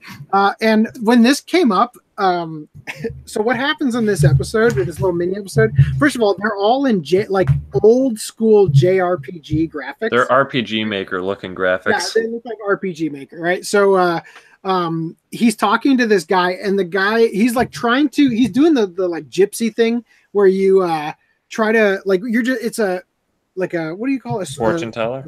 Yeah, fortune teller trick where you try to get information out of people and you sort of coax them along on your ruse kind of thing to get more information out of them. And then when you get that information, you can use it to keep them hooked in, like, oh, how did you know? I lost my brother last week. And that's why, like, he's like, yes, I see it now in my crystal ball. So he's basically doing that to this guy, but the guy is shooting him down at every occasion.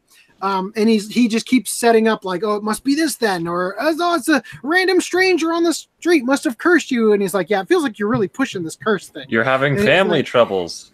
Yeah. So then he says, the guy says, he says it was a random person on the street. He's like, that's impossible because I've been in my house for the last 3 months just surfing the internet. He's like, well, what kind of sites are you visiting? And he's like, mostly image boards and porn sites. And he goes, the porn sites are the cause of the curse, right? So the Japanese, what he says in Japanese is "Ero saito ga genin da," which is erotic sites are the cause.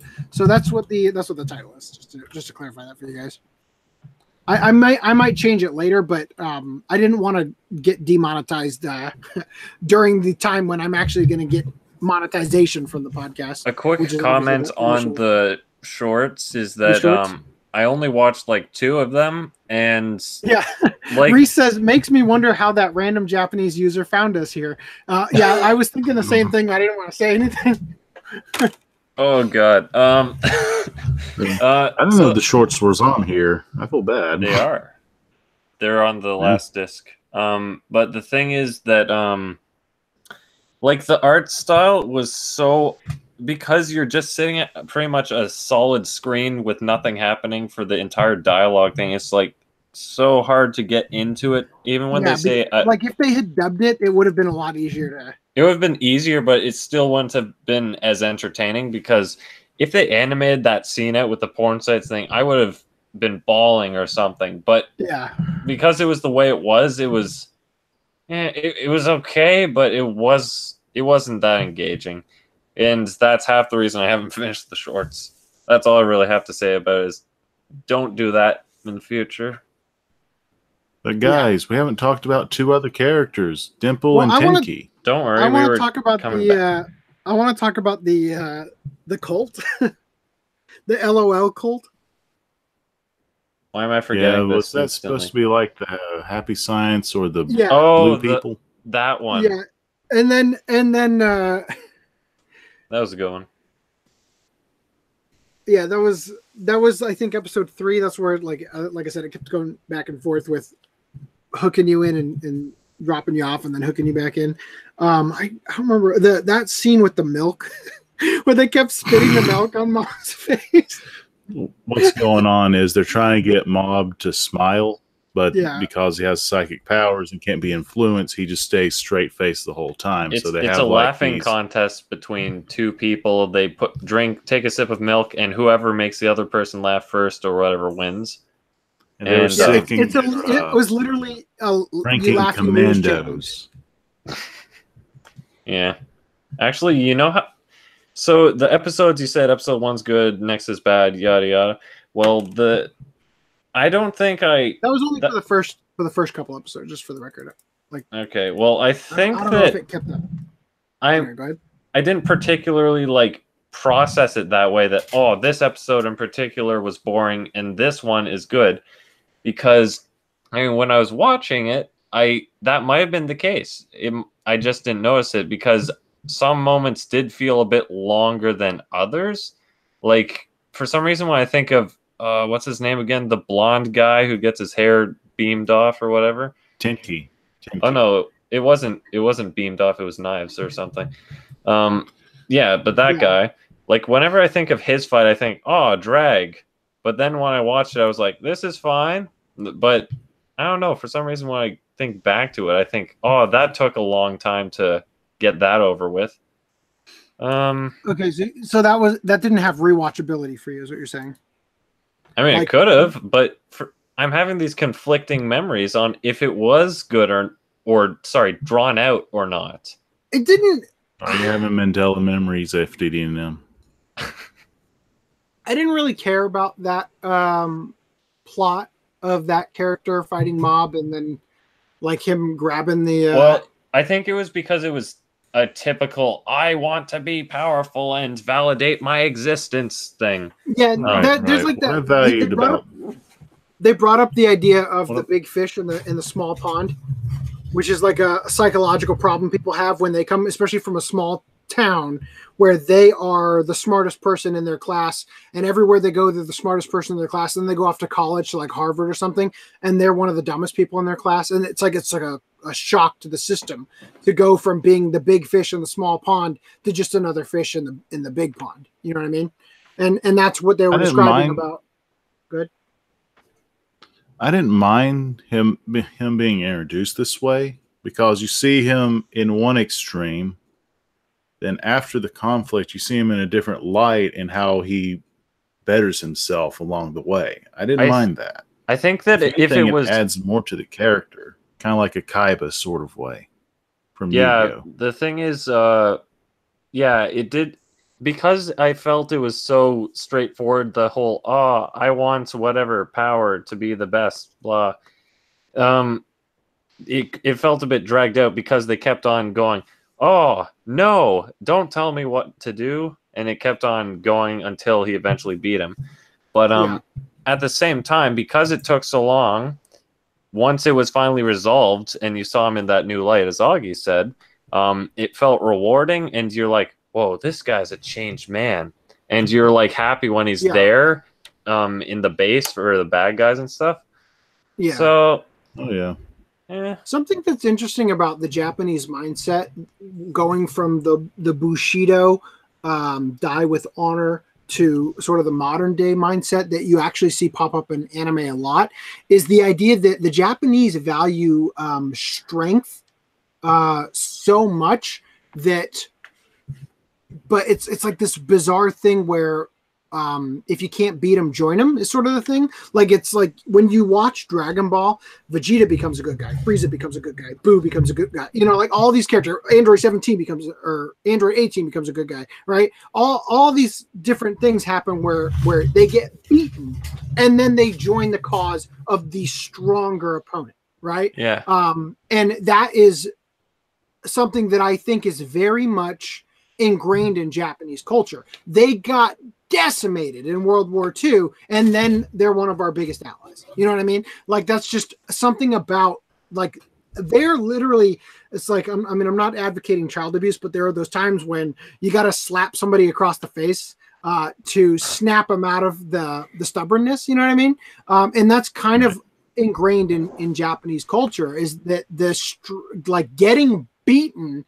They're one of the only cultures where they actually seem to reflect on things once they've been challenged and defeated. You know what I mean? And Dakota was bringing up Bakugo syndrome regarding the character who goes from being a big fish in a small pond to just another fish in the pond kind of thing. Midoriya or whatever his name is. Wait, no. No. No, the character we were just talking about, the blonde hair that gets it shaved off and he has to wear the wig. No, I said Midoriya thinking that was Bakugo's first name, but then I'm like, wait, no. But anyway, Bak, from what I've seen of, I'm not caught up in My Hero right now, but from what I've seen, he hasn't quite turned yet into. He seems still like blonde guy, except times 50. I haven't finished season 3. Well, the thing is about Bakugo is that he like Vegeta is just still he's still prideful, even though he was. I don't want to say he was beaten. Bakugo technically hasn't actually been beaten yet. So maybe that's why. I mean, he was beaten in season 1. Yeah, in season 1 with the where Midoriya punches up to get the bomb diffused or whatever for that little thing they did. So it's like it's not quite gotten there in terms of like a one-on-one match, which actually, if you think about it, is kind of how it is with Vegeta and Goku. They haven't quite had the one-on-one match yet after the Saiyan saga or whatever. Which is why Vegeta is always like, Kakarot, face me. Briefly going back with the whole fight with Tenki and Mob, and even going to the beginning, that was the part I was talking about. The whole pacifism thing kind of threw me off when I first watched it. Oh, because Mob is like, I don't want to fight or hurt you. It's not that. It's how they drag it out. Mm-hmm. He's literally beaten and tries to refuse all this other stuff, and then of course, if you watch, he lets it go anyway. But that's because he was forced to. But I'm not sure if that's more of a religion thing. Versus Naruto fight. What? Never mind. Continue. Yeah, I'm not sure if this is part of a religious thing with the pacifism, or if it's just a general way for them. No, it's just that Mob is like an incredibly gentle guy. Yeah, and it's the moral code that Reagan had instilled in him as well, sort of a father figure that could relate, even though he's lying, to the psychic tendency or whatever. That's the thing I love about Reagan. He's a fraud, but he's got good morals. He's a con artist with a heart of gold. Yeah. Yeah, but towards the end, he kind of has the Usopp effect, where in One Piece, Usopp told all these lies, but now with... Oh, yeah, that's so true. Reveals he's actually either predicting the future or telling what's going to happen to him later. I forgot all that about Usopp. I didn't really explain that much about Dimple, because when he confronts the happy cult, the giggle cult, Dimple... Can I address Reese's comment? He says, Mob can walk on water. Take what you will. So I'm just going to say, I remember that time in the Bible where Jesus reached 100% and flipped the tables of the Pharisees over in the temple. There you go. Okay, so what were you saying? So the whole point of the cult is that Dimple, this spirit, has possessed. Possessed this one weak-minded individual. Then he shows up to be the big bad ghost, then kind of becomes more of a better tolerable Slimer of the show. I really like this greedy ego this whole time. He's even like, I'll go and possess him. He's good. I loved that part when he outsmarted that guy who had when he goes the jar. Yeah, when he goes through the door, and then he tricks that guy to send his ghost minions or whatever after him. And then that part where they put him in the jar, like there's something about those kind of, it's not really a twist ending, but like they set something up so that when all the stakes feel like it's like everything's going against the character, they can bring that other character back, and you're like, oh yeah, like there's something about that is so perfectly executed about him being in the jar, and it's like, oh, he's definitely dead, right, kind of thing or whatever, like, and you just totally forget about him until the end when he pops back out. He's like, well, I finally defeated all those guys in the jar, right? Yeah. And he, like, they have him like belch or whatever when he comes out, like he ate them, right? He ate them all because that was the rule. It's like, whoever of the 100 eats them all, and whatever comes out is the number one or whatever. Yeah, so it was really clever how what could have been a very offhand line literally sets up the joke, and then the belch is the punchline, which I just thought was really funny. Like they could have said literally, they didn't have to say eat, right? You know what I mean? Like, but because they specifically did, they were able to set up a good joke when he comes out.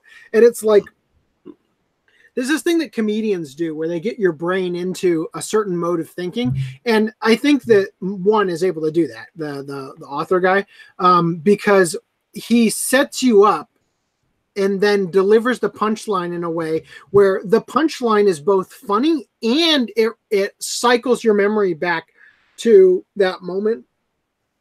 It validates all this information to you in an instant. And it's just a really interesting way of handling stuff. And again, it's sort of the 4-panel comic way of writing comedy, I guess. But I had a good laugh at that part. And also, one thing I thought was a little bit weird is the guy that wears the wig that's like really tall. Tanky, right? Yes. I feel like I looked away for a minute, and then when I looked back, when he was in the when they were going in to get Mob and Ritsu from the lair or whatever, all of a sudden his hair was short again. Did that happen during the battle with the guy? It got cut off. Yes. Okay. Yeah, I looked away for a second, and then when I looked back, his hair was short again. So I thought I think they did that because they're like, how are we going to manage these physics? Let's just cut it off. Because before, when the wind blew it, he like freaked out. Yeah. And what was funny is that if he's psychic, you'd think he would just hold it on with his psychic power. But then when the wind blows, he's like, "Oh shit!" You know. Well, he was in public at the time. He didn't want to use psychic, probably. Yeah, but I'm saying that like even, no matter how much the wind is blowing, if you're psychically bonding it to your head at the point, it could be blowing all over the place, but it's not going to blow off, which is what the whole point of him grabbing it to prevent it from doing was, because he didn't want people to see that it was actually a wind. I don't know the physics of one's manga. I have two things to say. If you guys, it doesn't matter. Briefly, what kind of felt like a cut, like a bit of content cut from the show that might be in the manga, have not read it, is Tenki's choice in wig style. Why is it that tall? Why is the opening showing him with a cactus? Honestly, as a symbolism. I could. That I part could care less about why. I'm glad it's there anyway, because he looks that ridiculous. Part, I think it was there to set up the joke where I guess was it Mob who couldn't remember who he was, and then he's like, well, he's got this really developed brain or whatever because he thought his head was really that tall or whatever.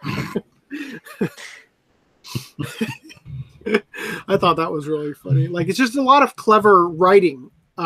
Which I think is actually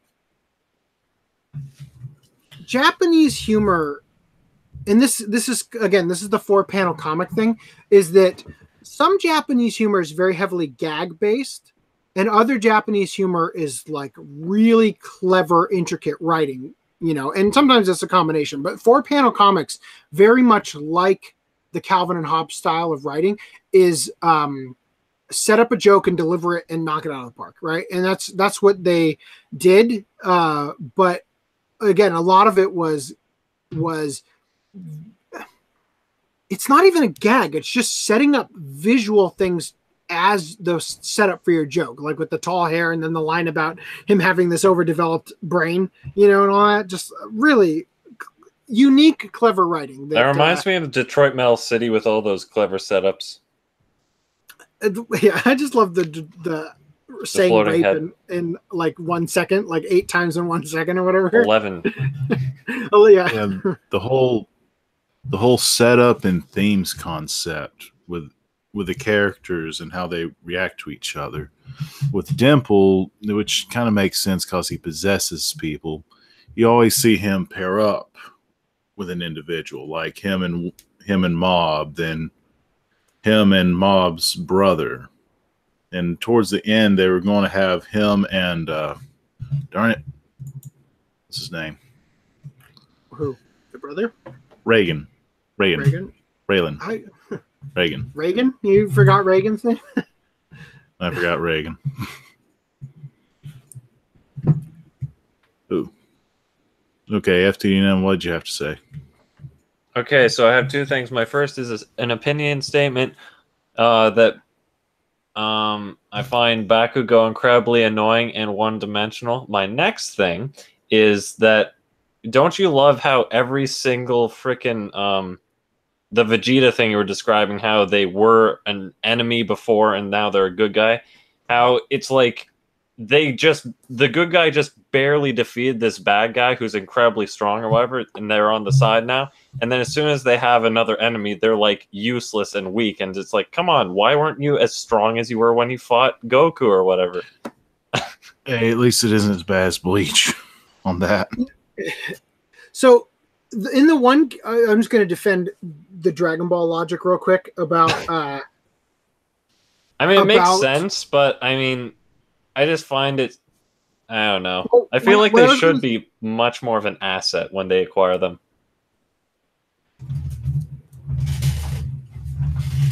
So you're saying it would be nice if there were a couple of bosses in between that they defeated easily? I mean, every once in a while, you got to throw in that guy that they defeat, like it's like One Punch Man defeating him. Speaking of Bleach, I mean, wait, have either of you watched it all or most of it? I watched the live action Netflix movie. Okay, Try not to associate with it. Okay, well, essentially in the last season, because I watched my brother watching it. So Kenpachi, he's the guy that doesn't have like whatever he's powers. The one with the bells. He's the one that he uses his raw power, and that's why Zanpakuto looks like crap. But anyway, essentially in the last arc, they have these like wannabe soul, whatever they're Soul Reapers. And they all like isolate pairs of people of the Soul Reapers fighting against these guys, and essentially Kenpachi just takes his sword and one-shots the enemy, and he's done already, just waiting for everyone else to finish in their isolation chambers. I don't know, that just popped out of nowhere. Like, if you just did that every once in a while, that would just be great. But anyway, onward. I feel like there is a scene in Dragon Ball where they did that. Maybe. I wasn't paying attention. What was it again? Where they after, well, it's not directly after, but like where they have a character that joins up, and then basically the idea is that the only people who ever challenge the hero are right at their power level and a little tiny bit stronger, like where the hero has to go beyond 100% kind of thing. Yeah. Oh, the punching machine. That's like my favorite scene.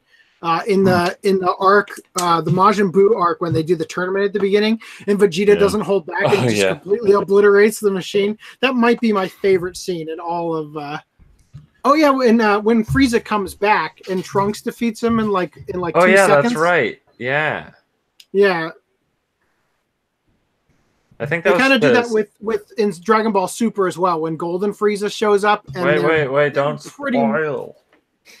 Have you not? That's like season 2. You haven't seen any of it, unless you're talking about the season 2, which is just a redo of the movie. The movie, yeah, that's what I'm talking about. When Golden Frieza comes back in season 2, which is the redo of Fukatsu no F. And they basically are just toying with them. Like they're really, because of Super Saiyan Blue or whatever, they're legitimately just that much stronger than Frieza that they're pretty much just at a certain point they're holding back just to make it more fun, because otherwise it'd be like a tennis match where you obliterate the ball on your opponent's side of the net, like Johnny McEnroe used to do, where he'd hit the ball and it would hit the ground and just disintegrate on the opponent's side of the net. They're basically like given a few easy ones just so that the match lasts longer than a second. They basically do that with Frieza there too. I think my favorite part was when in Dragon Ball, when they had the driver's license episode. Yeah, where Piccolo dresses up as the Fresh Prince of Bel-Air. I guess. Have you seen that? That's like his outfit. I remember him wearing like a hat or something, like a ball cap, and I don't know. I just thought that was a great episode because it was out of nowhere. The least thing you'd expect when they fly everywhere. There's an auto search function Fresh Prince of Namek. Oh my god.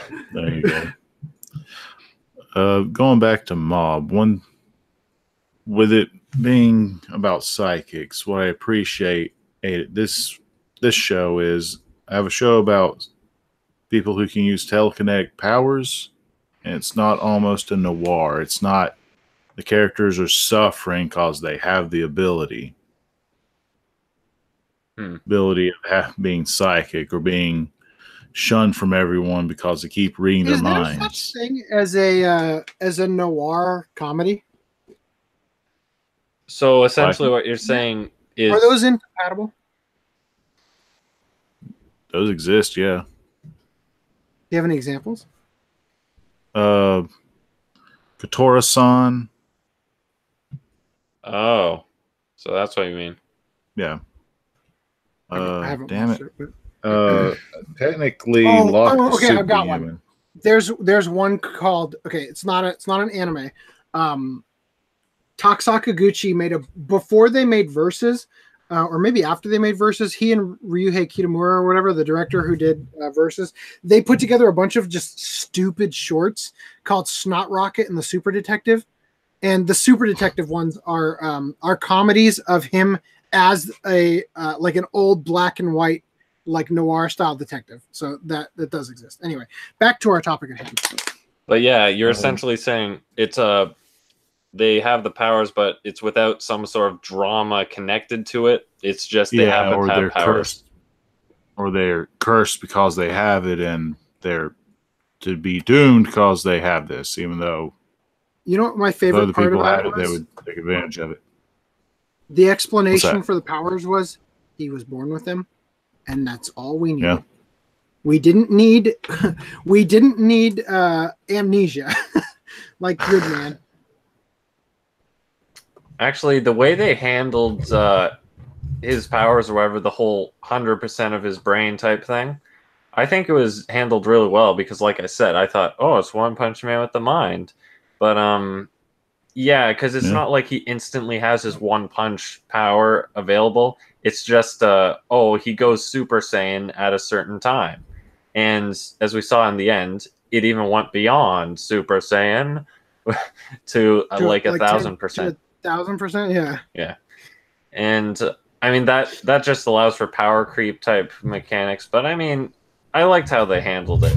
And with Mob being a pacifist, whatever, it worked to his advantage because it's like, oh, well, I don't know what I'm doing at that point. But then it develops because it's like, I do know what I'm doing in this time. And then it has I think I lost my train of thought.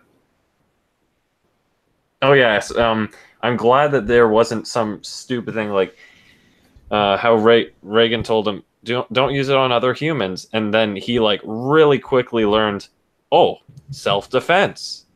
There you go. It wasn't all Goku, oh, I don't want to kill you, Cell. I'll let you go. Oh, you came back. What you're saying is this is a show without any filler episodes? No, I'm just saying I'm glad they didn't drag out this stupid dilemma of, oh, I can't hurt humans, even though he has tons of humans clearly hurting him, because it's like in Dragon Ball when Goku doesn't want to kill the enemy, but then it bites him in the ass. What I mean is that, okay, yeah, I was going to say they didn't drag it out, but you're making a separate point that Goku doesn't kill Frieza, and then Frieza almost kills Goku because of it, or whatever. Yeah, or he actually does, and they bring him back to the Dragon Balls. But the thing is, Goku has that throughout like 300 episodes, and it's dragged out so long, and it's to his detriment all the time. He doesn't lein from it, whereas Mob is like, let's not be that ridiculous. The Dragon Ball Z is only like 240 episodes, but I do understand. It feels like an eternity, is what you're getting at. Right, and it was great that at least it lasts like a minute in Mob Psycho. He actually like learns like a human being instead of this stupid moral dilemma that makes no sense. But anyway. Okay, so the only two other groups that we haven't talked about was the psychic training facility and Ichi Misato, the photographer. But I and also not much to be really said about I don't remember a photographer. Dakane. You mean the girl who the blonde girl. journalist? The girl who Yes. was at LOL. She was only in like 2 or 3 scenes. Yeah, I see potential in her. Yeah, I liked her I see character potential when she showed too. up. And Better I thought than it was, Tsubomi. I liked how when she had the mask put on or whatever, you could hear her inner thoughts. That like she knew that like It she was was a a scam. slave to the like her body was completely taken over by the power of the thing or whatever. And I but agree, her Dakota. inner mind. Not that there was much competition. Yeah, half the girls were vegetable headed, so That really confused me when I first saw it. he's not worried about the other girls. He's only seeing that one. No one else mattered. yeah, that was kind of relatable to me because you guys know I have that sort of mentality that I literally just don't find attraction in women that are not my wife kind of thing. He doesn't So have that- waifus. He has a Yeah, so real life waifu. So that kind of I kind of dug that they did that because to him everybody else, or just kidding, everybody else is basically vegetables, and like she's like the filet Only mignon. one that matters. Yeah, she's the one that. Yeah, exactly. It's like everybody else might as well not even exist. And at first, I thought it was kind of like they're all potato heads, like they're all ugly, but they were like pepper and broccoli, and so I'm like, it's just like they might as well be the part of the meal you don't look forward to eating. You know what I mean? Tsubomi, though, has like 0 character development besides the negative of this is boring. So season 2, what developments would y'all like to see? I haven't read the manga. For me, I would like to see a little bit more relationships going on with Mob to find out who he either ends up with or at least goes on more dates with. I mean, that's true. He does have the goal of I want to find love, so that's fair enough. If we can get something in there. All I want is a continuation of season 1, where we basically just see everything we saw there, but more of it. So like more interaction with Reagan and stuff. The one obvious. To go after the one girl and failing to even be noticed, and then I want everything else. Everything else I want to just be that unexpected, unpredictable stuff that they do in the first season, where it's like the writing is just so clever. Good. The one obvious thing that should happen is the development of Sho Suzuki and his family. Who? Red-haired guy out of nowhere. Yeah, that guy who shows up, he kind of reminded me of Hisoka from Hunter x Hunter. Yeah, the guy who was in the psychic thing, but he like never really did anything, and he was just like, there's just kind of this vibe that he was the strongest one there, and he was just kind of like, it amused him to watch everybody else struggle against Mob, like as if he could easily pick off Mob, kind of thing. That was kind of the idea. At least that's the vibe they gave. Maybe he'll turn out to be incredibly weak, we'll see, based on the writing. I thought he was some sort of weakling that was just kind of bratting around at first. So Me too. When they were escaping from the facility, I half expected them to run into Saitama, like literally just in the hallway, because it looked just like the place that they had in the.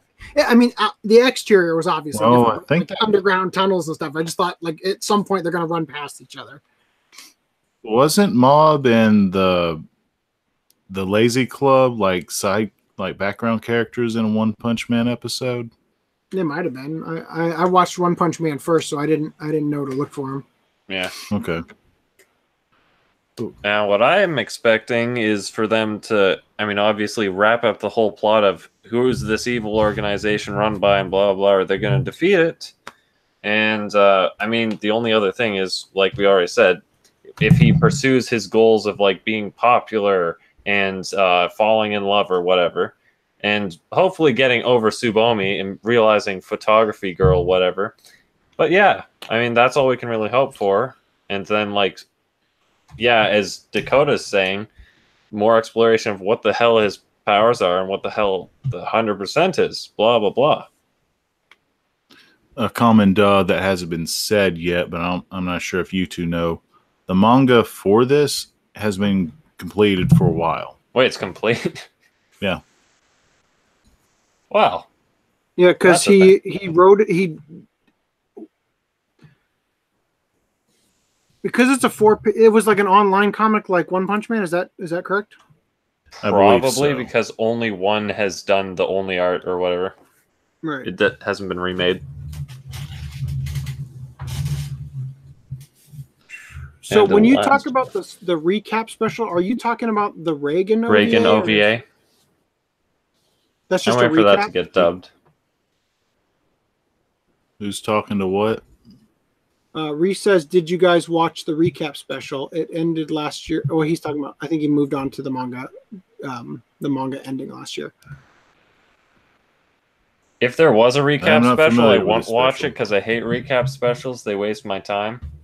Well, for me, I usually just leave those on in the background because I've already watched the show. So I just If it's dubbed, if it's subbed, then eh. Well, if it's subbed, you don't even Depends on have it to pay if I get attention more to it if you information. don't want to. I just I'm not. Yeah, I guess I'm a completionist. So when it comes to marking things as watched on Anime Planet, I try to just to get them out of my like recommended things to shows you've already seen but haven't marked yet. I'll try to watch them. Yeah, I'm the same, but like if it's a recap, I'll probably put on like ×2 or 4 speed. I don't mind watching a recap if there's more information given. Sure, but that's Or if still there's annoying that you have to. Isn't there a More 6? clear. Isn't there like a 6-episode arc or something in Haruhi where they do this Groundhog Day thing where they air the exact same You episode? mean Endless 8, Endless which is 8? season 2? Endless 8. Yeah, and isn't there? I didn't mind thing Endless 8. where they air it. Well, if you were to watch that week to week in Japan, it might get old, but and it's literally like almost all of it's the exact same episode, but they reanimate it from different angles to keep it interesting. I watched all of it, and then I started to like I said, ×2, ×4, and all that stuff. And I mean, it was really relieving once they figured it out. That's all I can really say. It was unnecessary, but yeah. Say that again real quick. Which part? Oh, well, I'll restart. I watched the Endless 8, blah, blah, blah. Okay. And it was, yeah, like you said, there was minute details change every time, but it was insanely relieving once it was finished and they resolved it, which is the only plus for it being torture. Yeah, that feels like the two things that come to mind. Have you ever seen Lawrence of Arabia? I don't even know what that is. Wanting to. There's an opening shot that's like a long shot of a character on a camel or whatever going through the desert, and you watch him go all the way across the screen. And I think it lasts like 1 minute long, but it feels like an eternity because it's so slow. And it's to get the audience into the feeling of what it would be like to actually be in the desert with nothing to do, nothing around you, no real scenery, and just, how long. That's 1 minute. Imagine going entire days on a journey like that. You know what I mean? So that's kind of like the purpose there. And then the other thing it makes you think of is Pop Team Epic, where they do the exact same thing again, but with like very minor differences. It's like that's like the cheapest trick. No, there isn't any differences, is there? Yeah, the second time around. Besides the dub being different. No.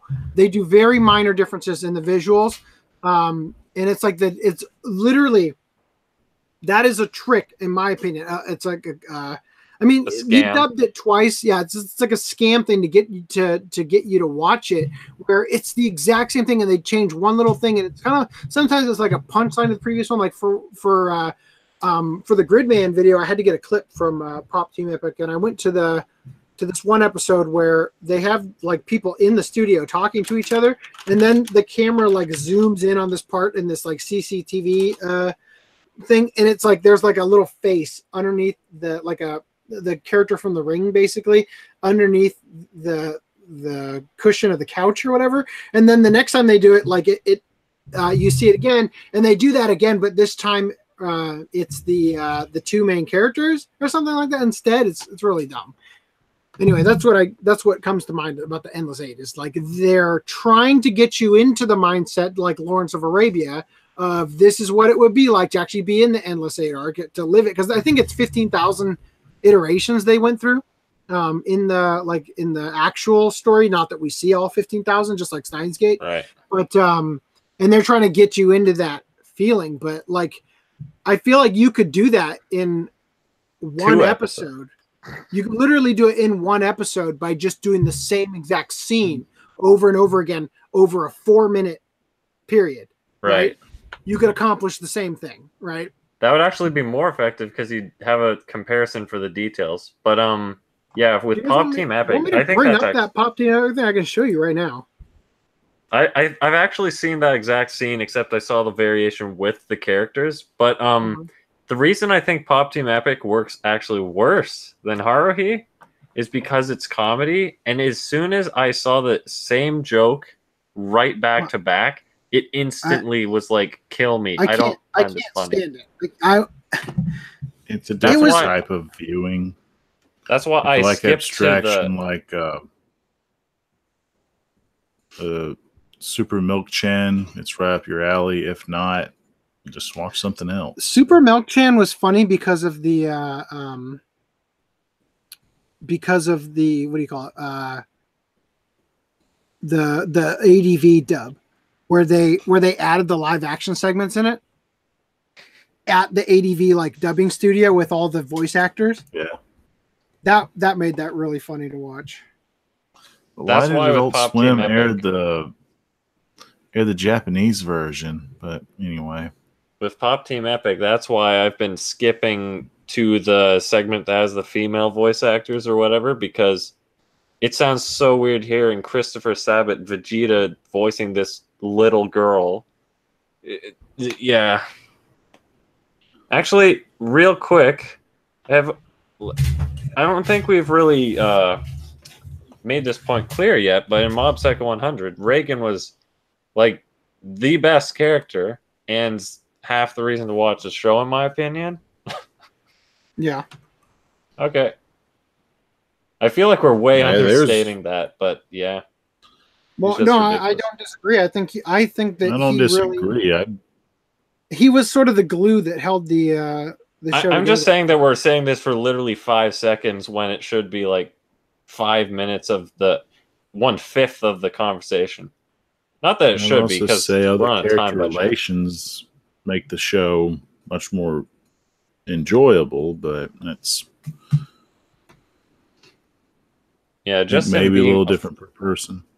Being a fraud, the biggest fraud in the world, is somehow so entertaining. Is there anything else we can say? I mean, I wrote a review for it back then. Still gotta make a video of it. How many videos is that up to now? Oh, dude, I have like a backlog of 14 or something. They're all written. I just need to actually record them and have the time to edit them. I haven't been in the loop, though, for so long, so I need to, like, get the gears going again, I guess. So wait, are you like looking something up or something? No, I got a reply from an eBay seller on something I was asking them. Oh, cool. Was it the Canada Post strike guy? The what?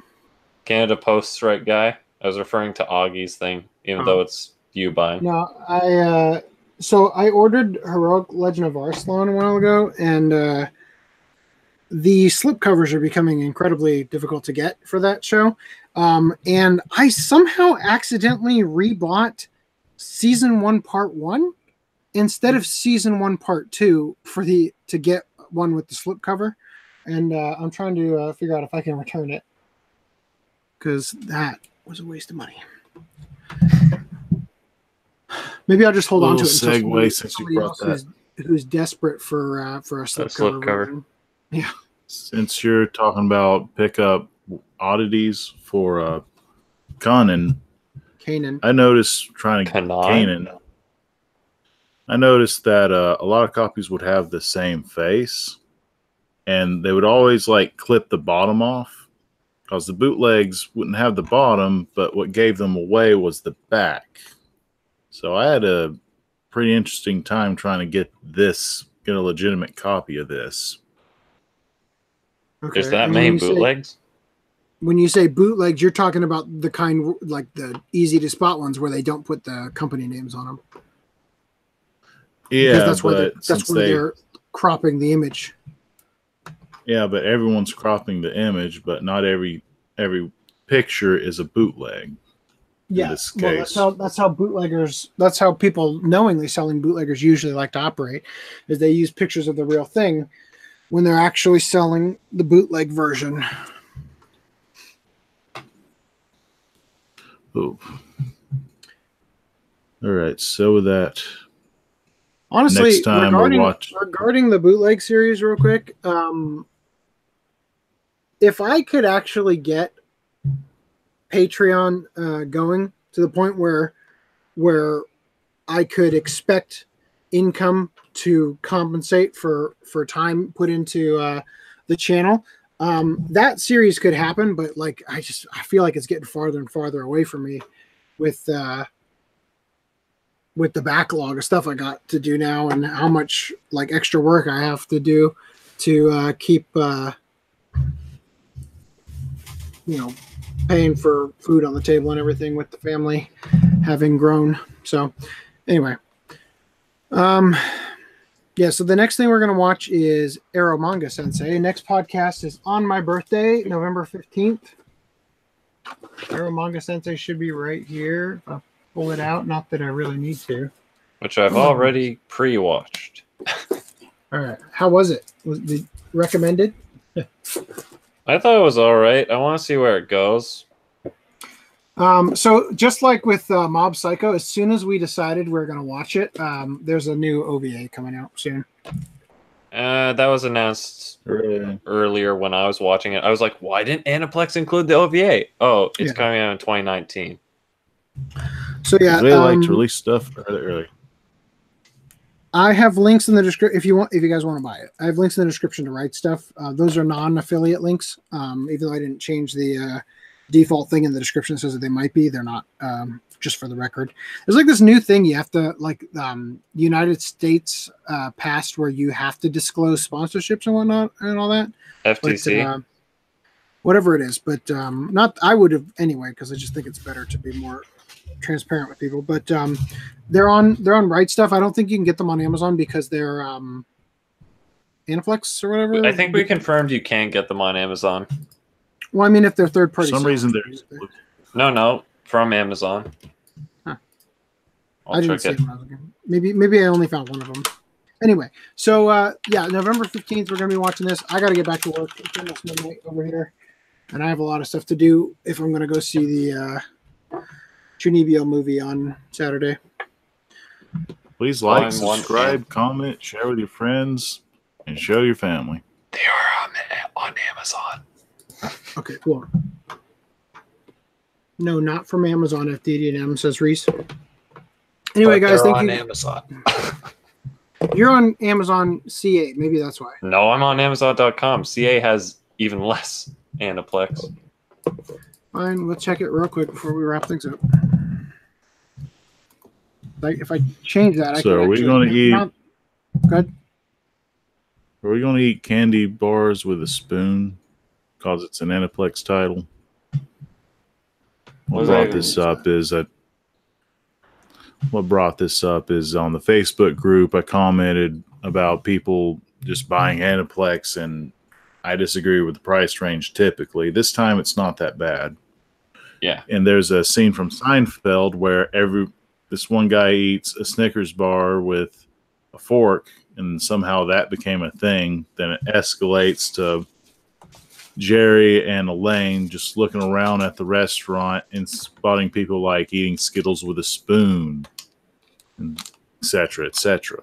Only one left in stock, and it's just volume 1. And here, is this volume 2? Is this the Japanese? Is the seller Sean K. Right Stuff? Yeah, Sean K. Wright stuff.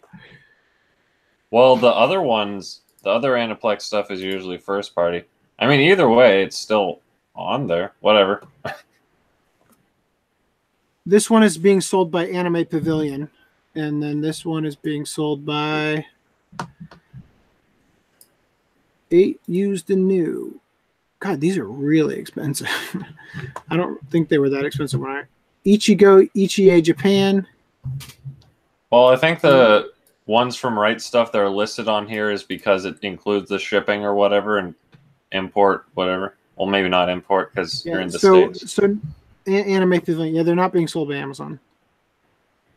Well, no, there's the Sean Wright Stuff seller, third party. Yeah. All right, I'm gonna end it here. I'll talk to you guys in 2 weeks. Hopefully, I'll be done with my job and a little bit less stressed out. And until then, take it easy. See you then. Bye.